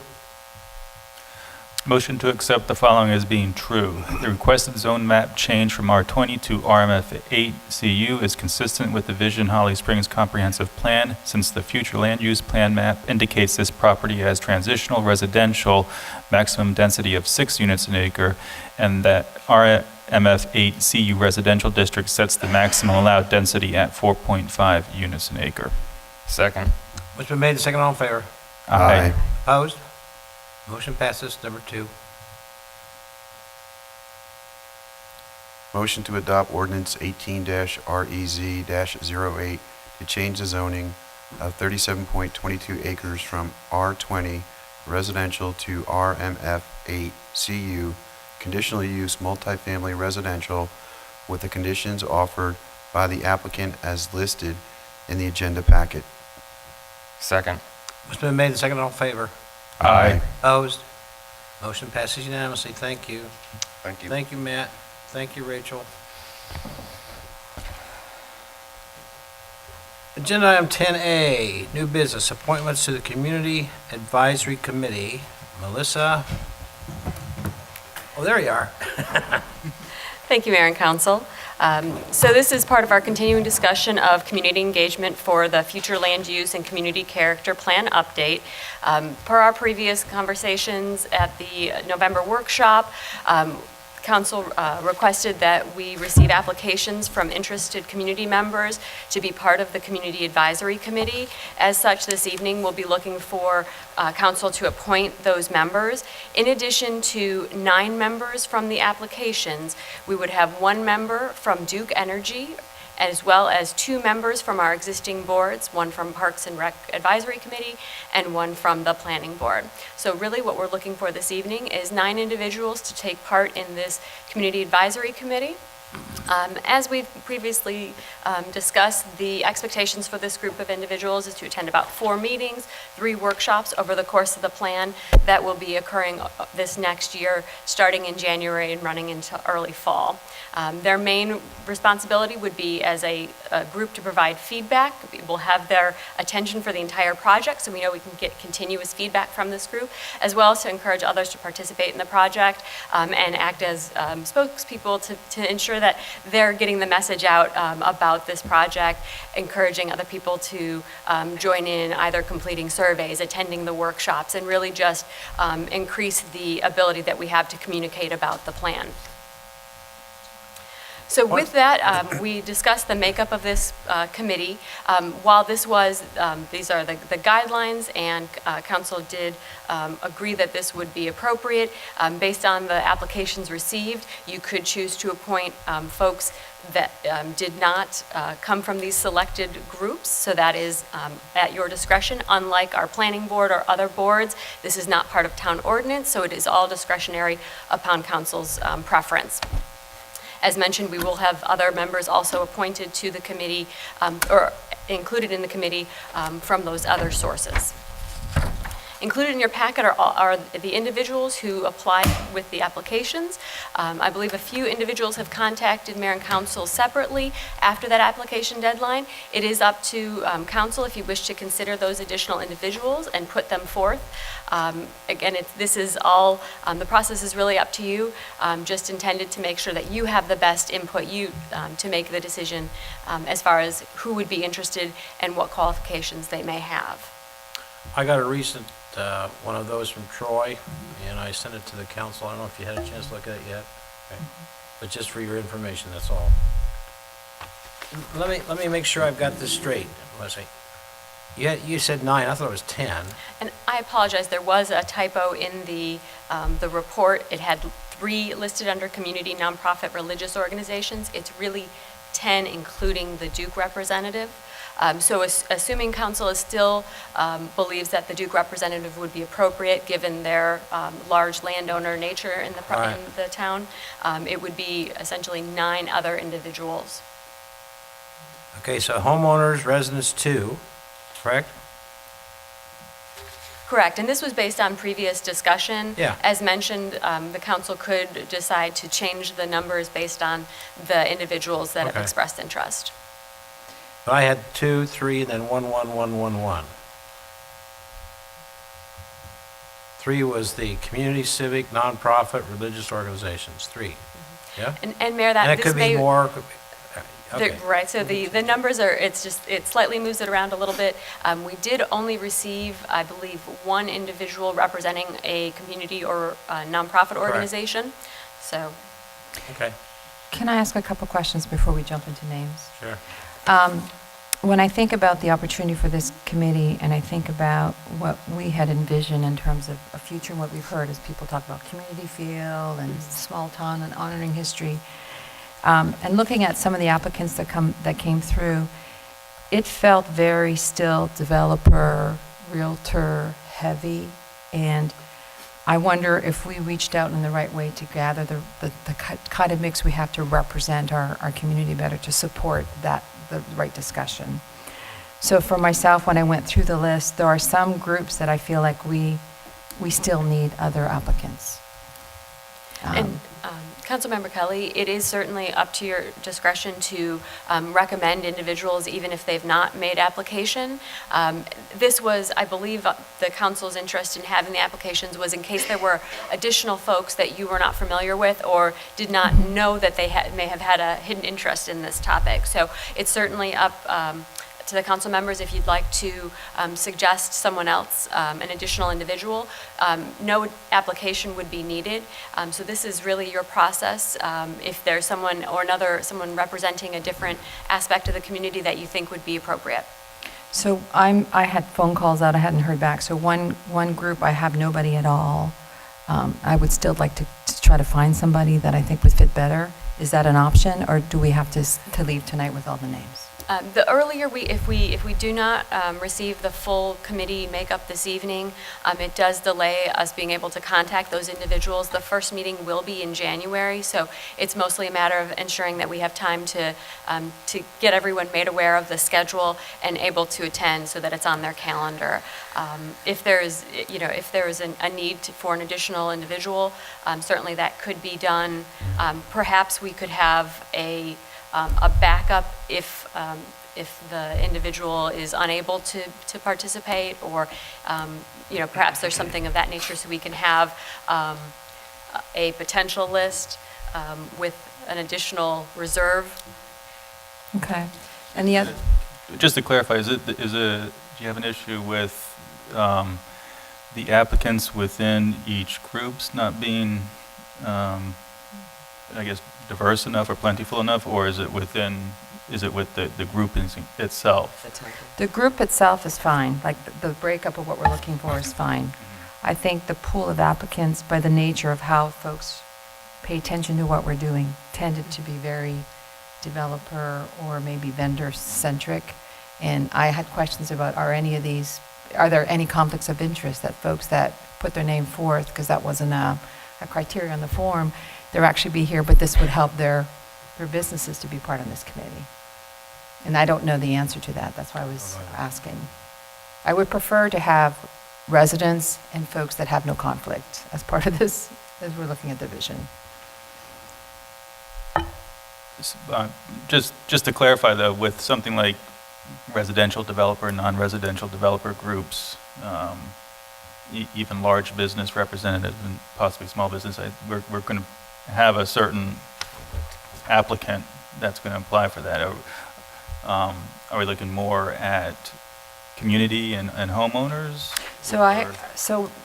Community, I found some extra names that I shared with you for the civic nonprofits, and I think that they also represent some folks that can bring a voice to this that aren't maybe on the list of applicants. In terms of the Wake County School District, I think that there's opportunity.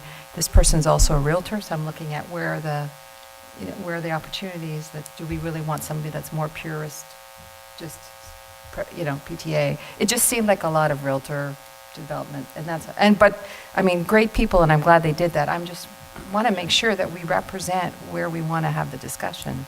I thought the Wake County School District representative would have been somebody more official yes, within the school system, but We can reach out to Lindsay, who's our school board rep, and see if her or somebody they could find, for that Right. one. I agree, it should be more, more official for sure.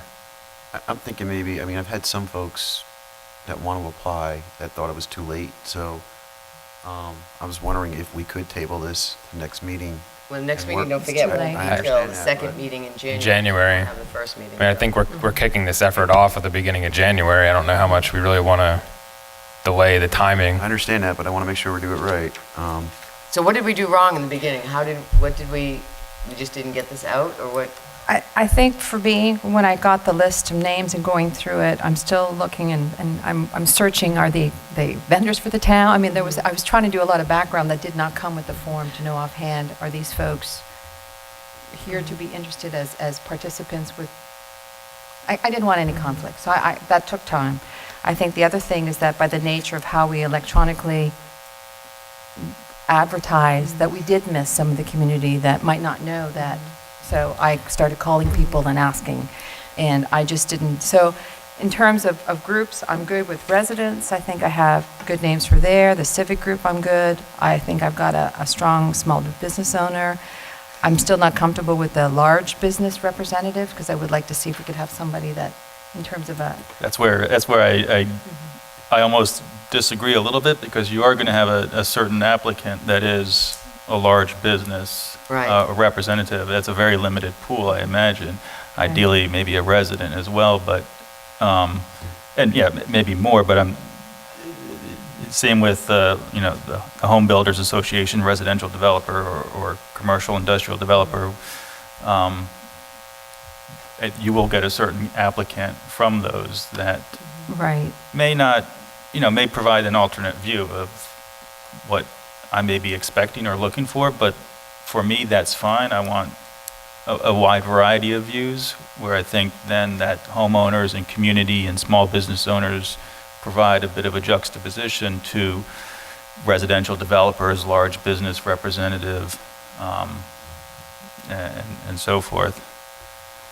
I noticed Suzanne Harris for the first time when I looked at this initially. She's the vice president of the County Homeowner Association. That's where we go once a year to chit-chat about Holly Springs and all that kind of good stuff. I thought that was an example of somebody who has a very broad view of the whole, so we say the whole county. And she's a resident. Yeah. Yeah. No, she lives in Raleigh.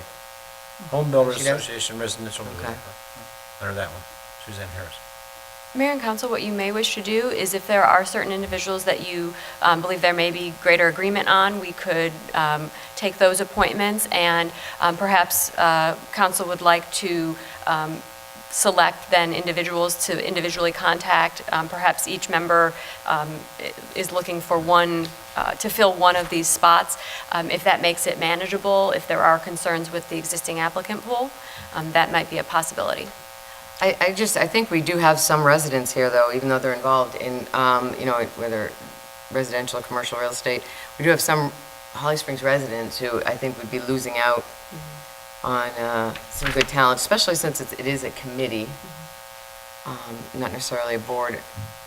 So I think we need to keep that in mind, just not to, just discount them right away.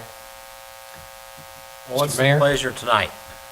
Mr. Mayor, if I could, one, just to build off that, what was mentioned by Ms. Sigmund, you do have the January 8th workshop, and, if there were a name or two that was still outstanding that you wanted to include, that could be an option as well to finish it out or round it out if the schedule would allow that. So the first meeting of the committee will be January 16th.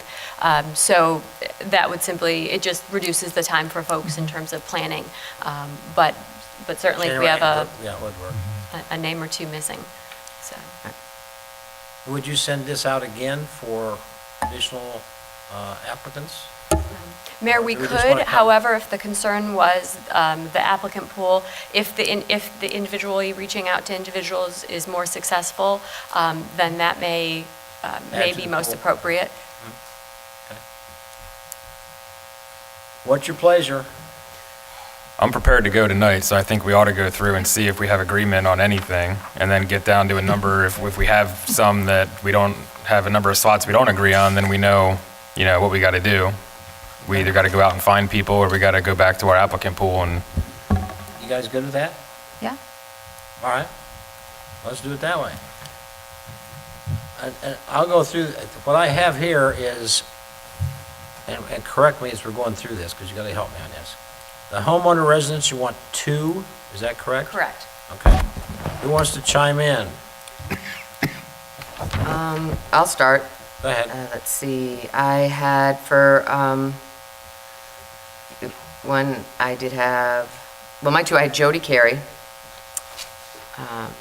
She's a Mills Park resident, and then, but also a realtor, but also involved PTA, so a little bit of everything, but as the resident, Jody Carey. And then I had, let me see, Debbie Firm. That's your 2? All right. Who else? I had Garrett Rask,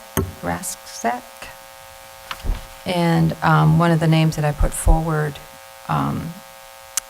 either Robert King or Reverend Laverne Cofield, either one, both fit into the religious organization and longtime resident. So I'll put Robert King there then. Are we still on? So, why don't we just do like 9? People. Does that make sense? I mean, because if we have discretion over how these things fall out, we don't have the right number Right. in all of these categories. So in some places, we're going to have to add maybe a 3rd or 4th resident and maybe 2 residential developers. Would it make more sense to just list off our 9 and then worry about having the diversity of category later? To see where, Because a lot of these folks overlap in Makes different sense. categories, so whether Yeah. or not we We'll get call them consensus. residents or, right, We'll get consensus on some folks on names quicker. and then fill the categories. Yeah. So each would give 9 names? or whatever they. Or whatever you have, I Whatever, guess. It's your program. That's fine with me. How would we communicate that from the standpoint Yeah, it's of going to be, time? Um, Because I don't think everybody's got that already. no, Maybe? we don't. All right. spreadsheet. We don't. Can we make that something that we could send, communicate via email in the next few days? Right now, I only have 7. I don't have. I have 7. I have 7, I don't have 9. Yeah, it's fine. I don't imagine we'll come up with 9 people because we won't have enough votes, but we will get a consensus on some folks that we're comfortable with, and then that might leave open a few more spots to reach out for before the next workshop. One suggestion that was made is in categories where there are limited numbers of applicants, perhaps only one or two, if the council is comfortable with deciding on that, it may be easier to narrow down the pool, assessing someone or appointing someone from those limited categories first, if you'd like them to participate. I think what's made that difficult is quite a number of these candidates are in multiple categories, so Yep, they are. it's difficult when one is in. So in the categories where the category has limited participants, going from least populated to most populated, if the individual is both a resident and, for instance, a non-residential developer, and we only had one or two non-residential developers, by placing them in that less populated category, they are now part of the committee. And that frees up a spot for the groups that have more representation or more applicants. That's an option. We can certainly achieve the names by list. I'm not certain in terms of the communication protocol to make sure that we're not violating open meeting law as far as back and forth. But if there's a appropriate way to do that, I don't think that would be problematic as far as our need to get the information. Yeah, I would ask the attorney to help me out here if I need to say anything incorrect, but I think we could do that offline, but the vote would have to be in public. That's correct. Yeah. Say that again, I'm sorry. We could do some of the work offline, and what I mean by that is, either through some, survey tool or some tool that can help you with the kind of coalescing the names, but the actual final decisions would need to be made in public at a meeting. Can I ask, does anybody else have concern about conflict of interest or being a vendor for the town, or is that just me?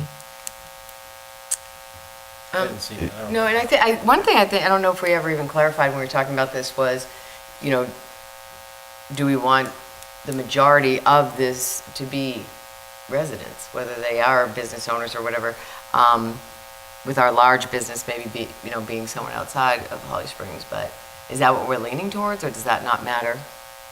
I think that's up to each individual here. If a developer is also a resident, if that counts more than a developer who's not. Yeah, I guess that's what I'm trying to say is, because being a developer, a real estate agent, but also being a resident weighs a lot more with me than being one that doesn't live here. Right, living here was a key criteria for me, and I just want to make sure we have balance, that it's not just all in the development construction world. Well, you would only choose two, right? Residential developer. Yes. Right? Some have multiple hats, so. Yep. that's Well, the it thing. was 3-2 and then 1-1-1, right? No, we're saying the people that have the applications for could be residents, they could be, Oh, yeah. realtor under small business, they could be non-residential developer, so. This is hard. I mean, our next meeting is what, January 8th? Correct. That's Right. Workshop. That's a workshop. That's a workshop? First meeting January 1st, which we will not do. Really? Unless you want to. Oh, no. We already approved the consent It'll be a agenda. small I had the audience. calendar, so we canceled that meeting already. Fun holidays. And we'd have to leave at noon. And the few people I reached out to really didn't bite, some local people, but I didn't reach out to a lot. Yeah. I have more calls out, and like I said, I've had 3 other additions that I think would be great, so they're part of my pool of 7. And there's like 3 that wanted to fill out an application, but was too late, and I wanted you all to see them. See, I know we could, like you were saying, just recommend names, but I think actually Seeing their- having them fill out an application would allow us all to see. See their skill sets and experience. Which is my take. Except for Dan, it doesn't seem like. Yeah, it did. Yeah, I mean, quite candidly, we've had talked about this at 2 workshops out of the last 3, and we're going to kick the can down the road for another month. It's like shameful on us for not being prepared, really. You know, we've had ample time to talk about the makeup of the committee, and to sit here at 10 at night and do that is just ridiculous to me. But if we don't have the right We've got to people- go down that road. Right, We don't have the right, we don't have the spending right a lot of people, money then- on our future plan. Well, sure, but you've got all these other people plus us that are going to be involved to diversify the group. I just feel like talking about the makeup at this point is disingenuous to the process. I think there were some holes in some of the applicants that we owe it to our residents to try to reach out and fill. What's the consensus of opinion, troops? I still think we can come to consensus for a decent number of folks that we can get that ball rolling quickly, and there might be a couple few spots left that remain open that we can reach out to folks and discuss and vote on at the workshop.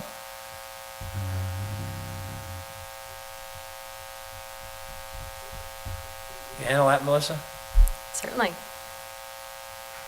So what do you want to do? You want to start with just down at the end and go, I've got these names, she takes notes, go to the next person, the name? Is that how you want to do it? I don't care. Or do you want to take each category?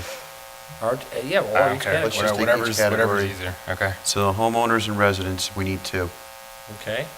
Well, we might not have to. Each of us might May not not have have one, none, so right. we're just, Well, that's why I let's just think go a through what we list, got. You I think a list would generate the top 5, 6, or 7 folks pretty quickly, and then there might be, So that's what we'll do? yeah. You're gonna keep Yes, I will. score? Okay. Now, I withdraw my, because if we're gonna, We'll start over. yeah. So we're going to Now start, I gotta move everybody around. I know. we're going to go with names, is that correct? All right, Yeah. so just start down one end, I guess, and go, All right, let's start with Dan because he was suggesting this and I think it's a good idea to get it off the rag. So we're starting with Again, residents? It's not something in cement. If we find Just- out something just- later on. just we can names? change let's that. just go with names, yeah. So Dan, you want to start? All right. Names. I'll start with That's if you residents. Huh? That's if you have, like for the first category, homeowners and residents. Do you have 2? Yeah, I have 3. So do you want me to just do that category or give all my names? Just that category? Just that category. Let's start Okay, with that. Just that category. Devin Carney, Debbie Firm, and Daniel Beavers. If you go too fast, let me know. Mm-hmm. Want to keep going on that one? Down line? Yeah, and then Okay. Sherry? Yeah, let's wait for her to write it all down. Just give me, you can just give me the. Sure. Okay. All right, so, let's see, for the homeowners, like I said, I had Jody Carey, Debbie Firm, and, I'm gonna say Baxter Walker. Okay. I had Debbie Firm and Brian Freeman. And I've got Troy Samuels and Baxter Walker. Go. I have Daniel Beavers. Okay. I have Garrett Rasek and Robert King. All right, so what do we have for Okay. that one? We have, let's see, Devin, I think the last name on that first one. Kearney, Firm, Beavers, Carey, Walker, Freeman, Samuels, Rassick, Kane. And I heard some had 2. I heard, Yes. Correct. So can I still make the suggestion that we just list them out? Because Not I under- have folks that you guys named for homeowners in a different category. Right. And so, they may overall have, a fair number of votes, but split across different categories Yeah. kind of makes things a little bit more difficult. Okay. Whatever. Like, I'll go ahead with the next one for civic, nonprofit, religious groups. I have William Todd, Laverne Cofield, and Robert King. I had 3 for that one.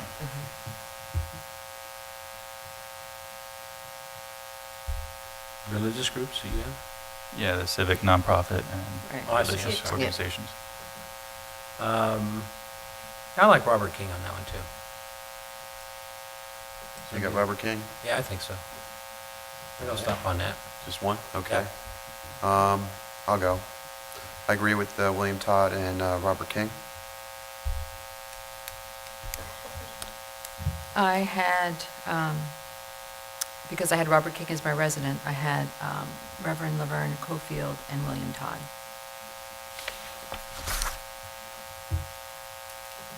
Okay. Daniel? I had Robert King for civic groups. And I had William Todd.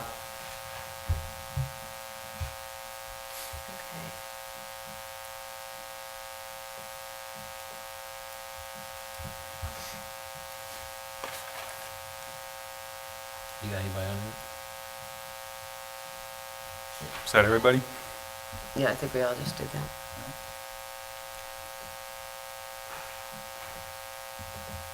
Should I just list out the remaining ones that I have? Because they're split, they're probably names that are in different categories for Okay. different folks on here. So what, you don't want to go small business owner next, or? I guess we can, but again, when I look at these names, they're in different categories as well. So I'm not sure how we reach consensus if we want this person, but from a different category. You know, just a recent example is Robert King was homeowner resident for Christine, but for some of us it was civic nonprofit. But there was consensus when we ignore the See, and that's boundaries what I'm momentarily. afraid of. A lot want Robert King, but if he doesn't fit into that one category, the majority vote, so I'm not sure this is the best way to do this. Well, we got several of them done already with that other system, so I don't know, guys. I got a small business owner in my mind that Don Joseph would be perfect, and I've even talked to her if she was even interested. Moss Withers would be great. But that would be specific to a particular. Yeah, I only had one person in that category, was Jeff Staub. Why don't we add that to it? Yeah, he's small business. Jeff Staub. Okay. I had Don Joseph. I also had Don Joseph. Okay. I had Don Joseph as well. All right. Enough of that one? Can I clarify the name from Councilmember O'Brien? Jeff Staub. Jeff Staub. It was in the email I sent today, yeah. Yeah, let's try to finish it out this way, I think, if I may so suggest. Larger business representative, let's go down at the end and come back. Dan, please? Yep. I didn't have one in particular, so I'd have to pull from another. I guess Jeremy Medwin would be my large business. Okay. Jerry? The same. I'll say Jeremy Medlin. That's who I had as well. Me too. Since he deals with large businesses, I'll go with Baxter Walker. I'm still looking for a large business representative. Okay.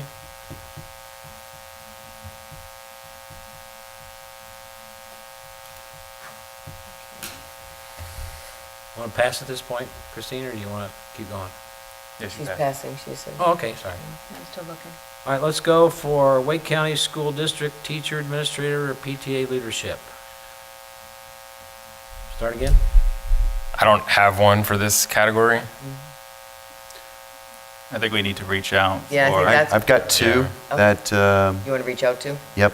Okay. I've actually spoken to, and I'm just they're just getting back to me on a commitment if they can do it. Okay, let me know, because I have one if you don't, Mhm. teacher. Yeah, and I could find lots of Yeah. you. One is an AD. AD. He's the new AD. Yeah, I Apex. think that'd be great. Oh, okay. Scott. Oh, yeah. Oh, that would be. Why So- don't you just recommend him? We'll throw him in there. No, well, no. I don't want to. Blame it on me. Tell him to call me.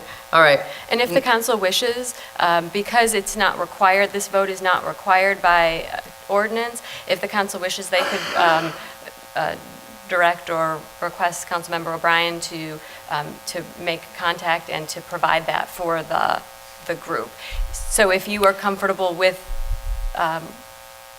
that process, with So if Councilmember we O'Brien make reaching out. recommendation and just say an example, this person agrees tomorrow, we still would have to come back and vote, correct? If the council wishes to vote as a whole, if the council defers to one member providing that contact, similar to with the interviewees, you can choose to defer to a council member. So you could choose with the undecided, if you have several undecided individuals where you don't feel you have a good applicant pool, you could choose to appoint a council member to find the representative and provide that for the group.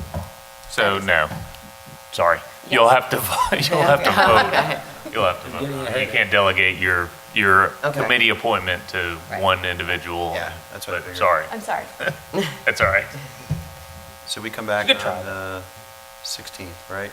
Or the 8th, Oh, we could do it at, we could workshop do it is at on the the 8th. workshop. Can we do this at a workshop? Yeah, we still have to come Final out and vote? An open at a meeting? workshop? Yes, you can vote. You can vote in the We workshop. can't have action at a workshop? Right. Okay. I thought we could. But I mean, I know who you're going to say, and I think that would be a perfect person. And he, Yeah. I just Okay. don't know if these guys know who that is. Get first- All right, All right, go ahead. so we're going to hold off on the school? Yep, I think. Okay. How about Home Builder Association residential developer? I only had one name, Troy. Troy? Yep, Ditto. Same here. I'm good with that. I agree with I am that. too. Oh, we got one. Troy. Oh, he wrote an email. We're, I'll show him. okay. Non-residential.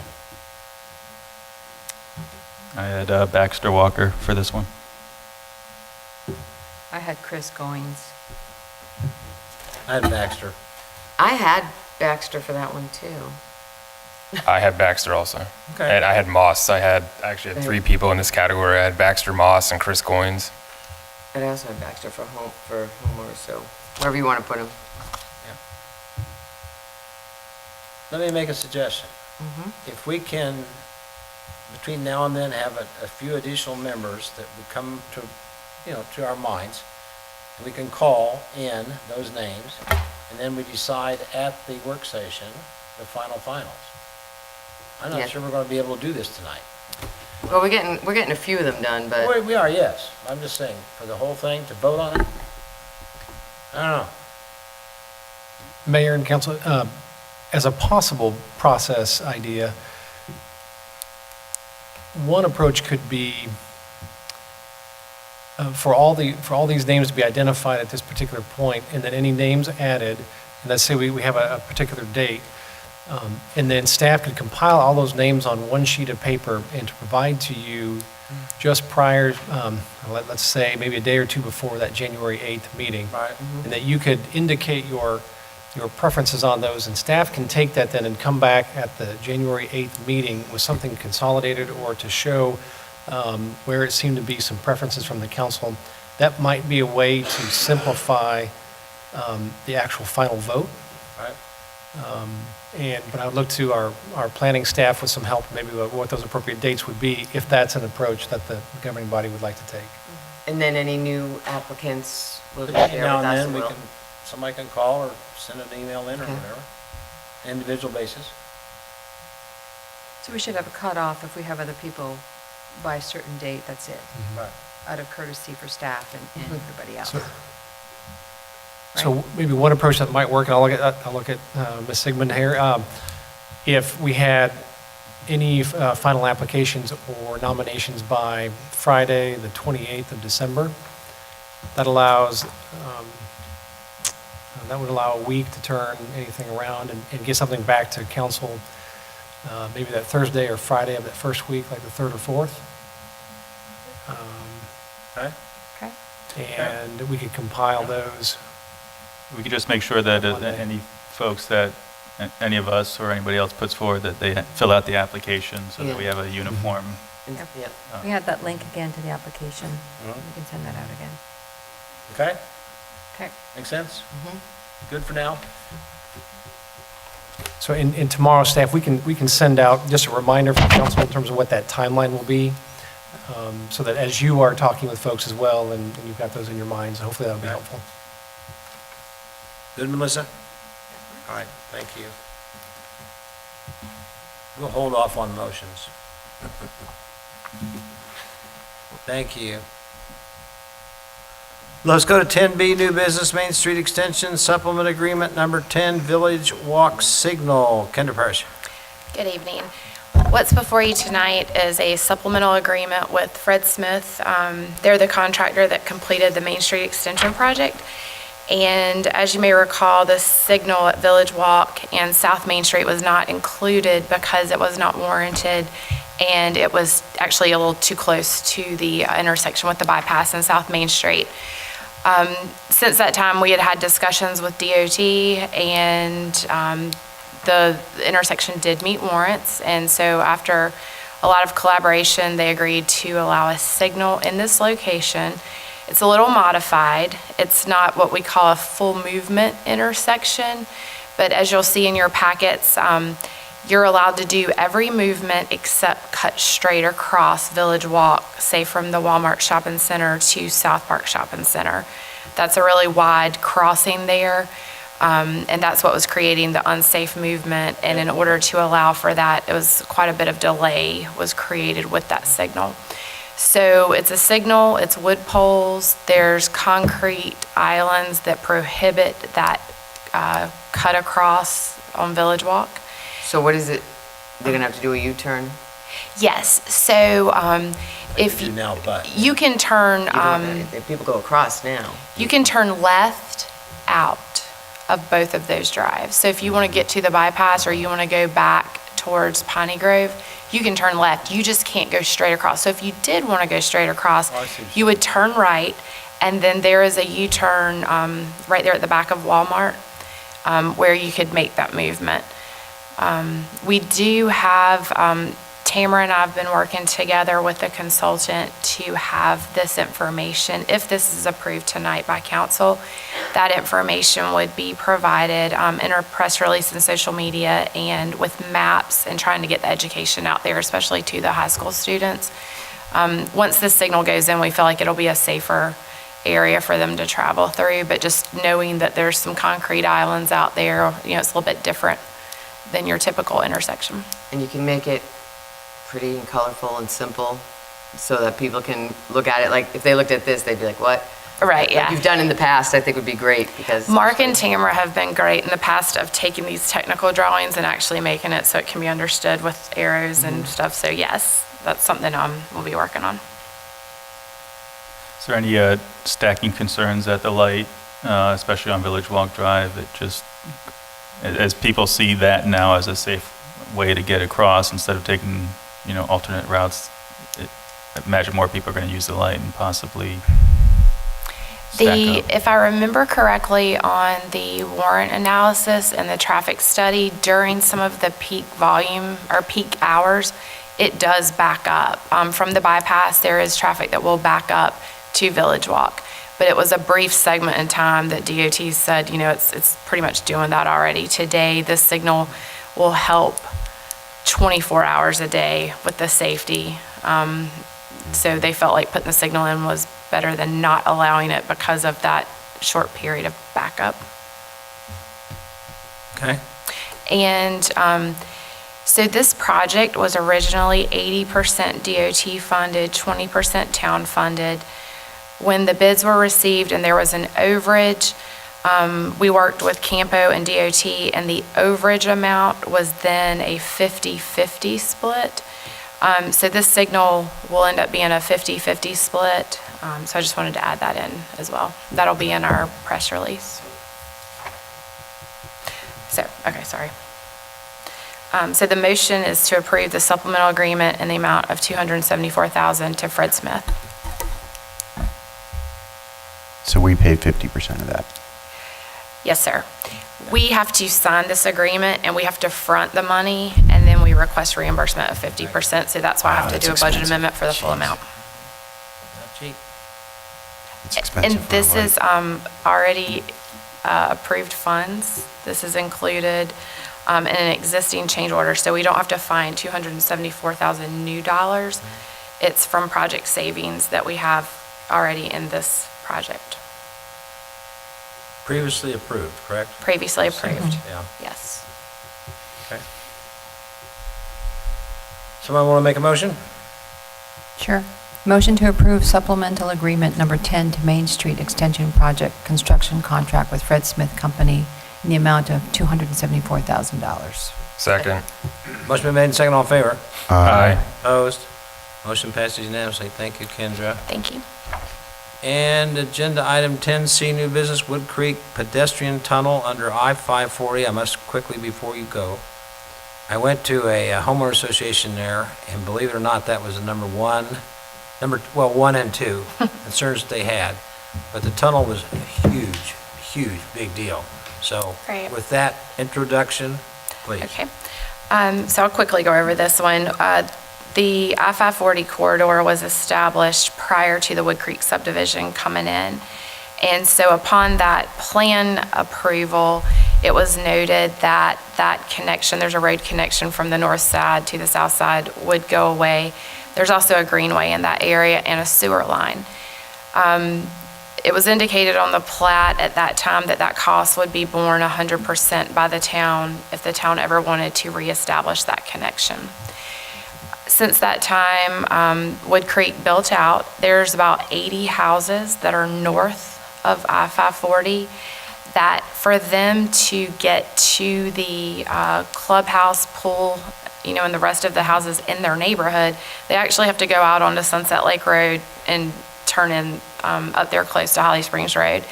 So we began the discussions with DOT that we understood the initial condition, but that we felt like it needed to be a partnering. And so through those negotiations, we have the attached municipal agreement, and it's for the budget amendment for $365,000. And this is about 50% of the total cost that we were able to negotiate down. And this is just a one-time cost to DOT. They're administering the project. They're going to have the tunnel installed with 540.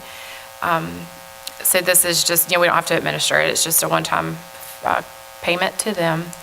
And what's also included in the agreement is the kind of routine greenway maintenance that we agree to maintain that pedestrian tunnel. So if there's any kind of just routine type maintenance, we'll do that. Obviously, if it was something of a larger magnitude, sinkhole in 540, something structural, that all falls within DOT's purview. I'm not going to answer any questions on that.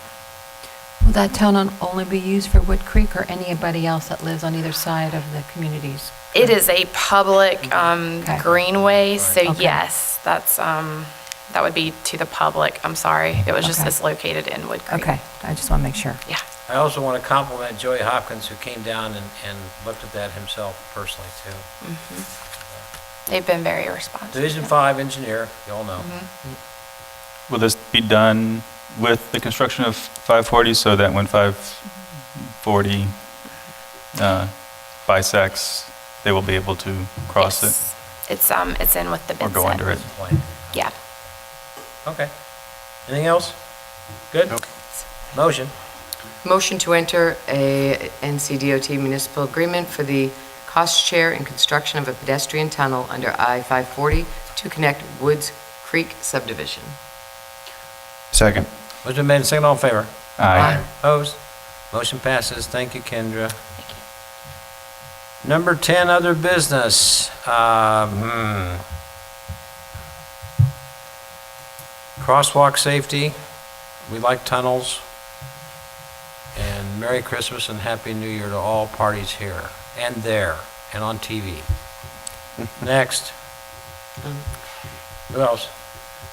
I have a couple of requests. One, in some emails that's going back and forth, I would like to request in a future workshop to talk about the parking strategy for downtown. And I listed multiple things that deal with all village businesses, or if we can get a better handle of what's going on with parking, that'd be great.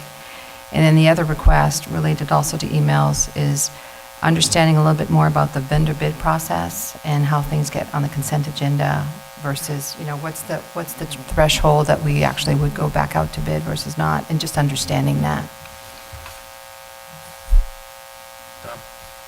I just want to thank Representative John Adcock. Last week or so, met with him at the legislators to address House Bill 1110.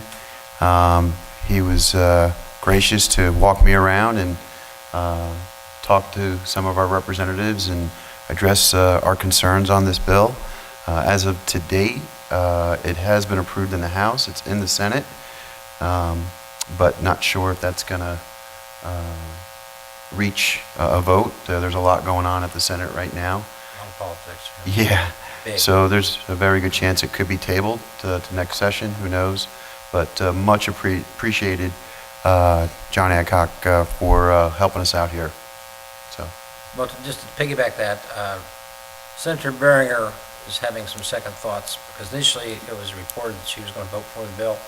It came back, and we talked about it. We also, she also got some information from other places, and I'm not sure she's going to vote for it, so let's hope that we're right on that. To your earlier point of the email that came out. Pete? So I want to thank everybody who came out to this Ugly Sweater 5K. What a sloppy and muddy mess, but I think that made it all the more fun and memorable. Yes. I know I saw Tom and Christine and Dan there. They saw my son's pristine white sneakers. They were completely muddy afterwards, but I did manage to make them white again. I also managed to keep all mud out of the minivan coming home. That was That's a miracle. yeah, that was a requirement when we left, but it was a lot of fun, and I didn't know what to expect that morning in the way of the number of participants, but it seemed like everybody showed up and had a great time. Good. Thank you. Christine? Sherry? No, I think I'm good. What's that? Dan? You I'm good. Manager's report. I do, thank you, Mayor. I've got a couple items here. The first one, I'll do these in progression of order by date. And the first one is related to refuse collection on Christmas Eve, December 24th. We have been notified from Waste Industries that the landfill will be closing that day early at 1 p.m. And so in order to pick up the refuse collection on that particular day, they will be starting at 5 a.m. to collect trash. And so we will work on a communications plan this week and as well early next week to help inform our residents. And if it's any consolation, Apex are starting at 4 a.m. So we push them to 5. So, but we'll do it. We'll do our best to ensure that residents know of those particular changes.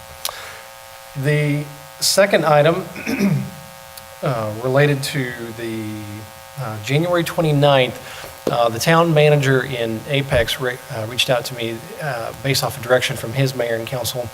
They requested an opportunity to have a joint session with you all, and they proposed January 29th. I think I heard from everybody, maybe one question on Councilwoman Kelly, if she's available on the 29th, but everybody else was available. And if that's the pleasure of the group, then I'll go ahead and reply back for an evening meeting session opportunity. I know Councilwoman Lee had requested an evening session if possible. And so if that's the pleasure of the group, I'm happy to reply back and we'll get that coordinated and try to talk through some potential agenda item discussion areas. Yep. Okay.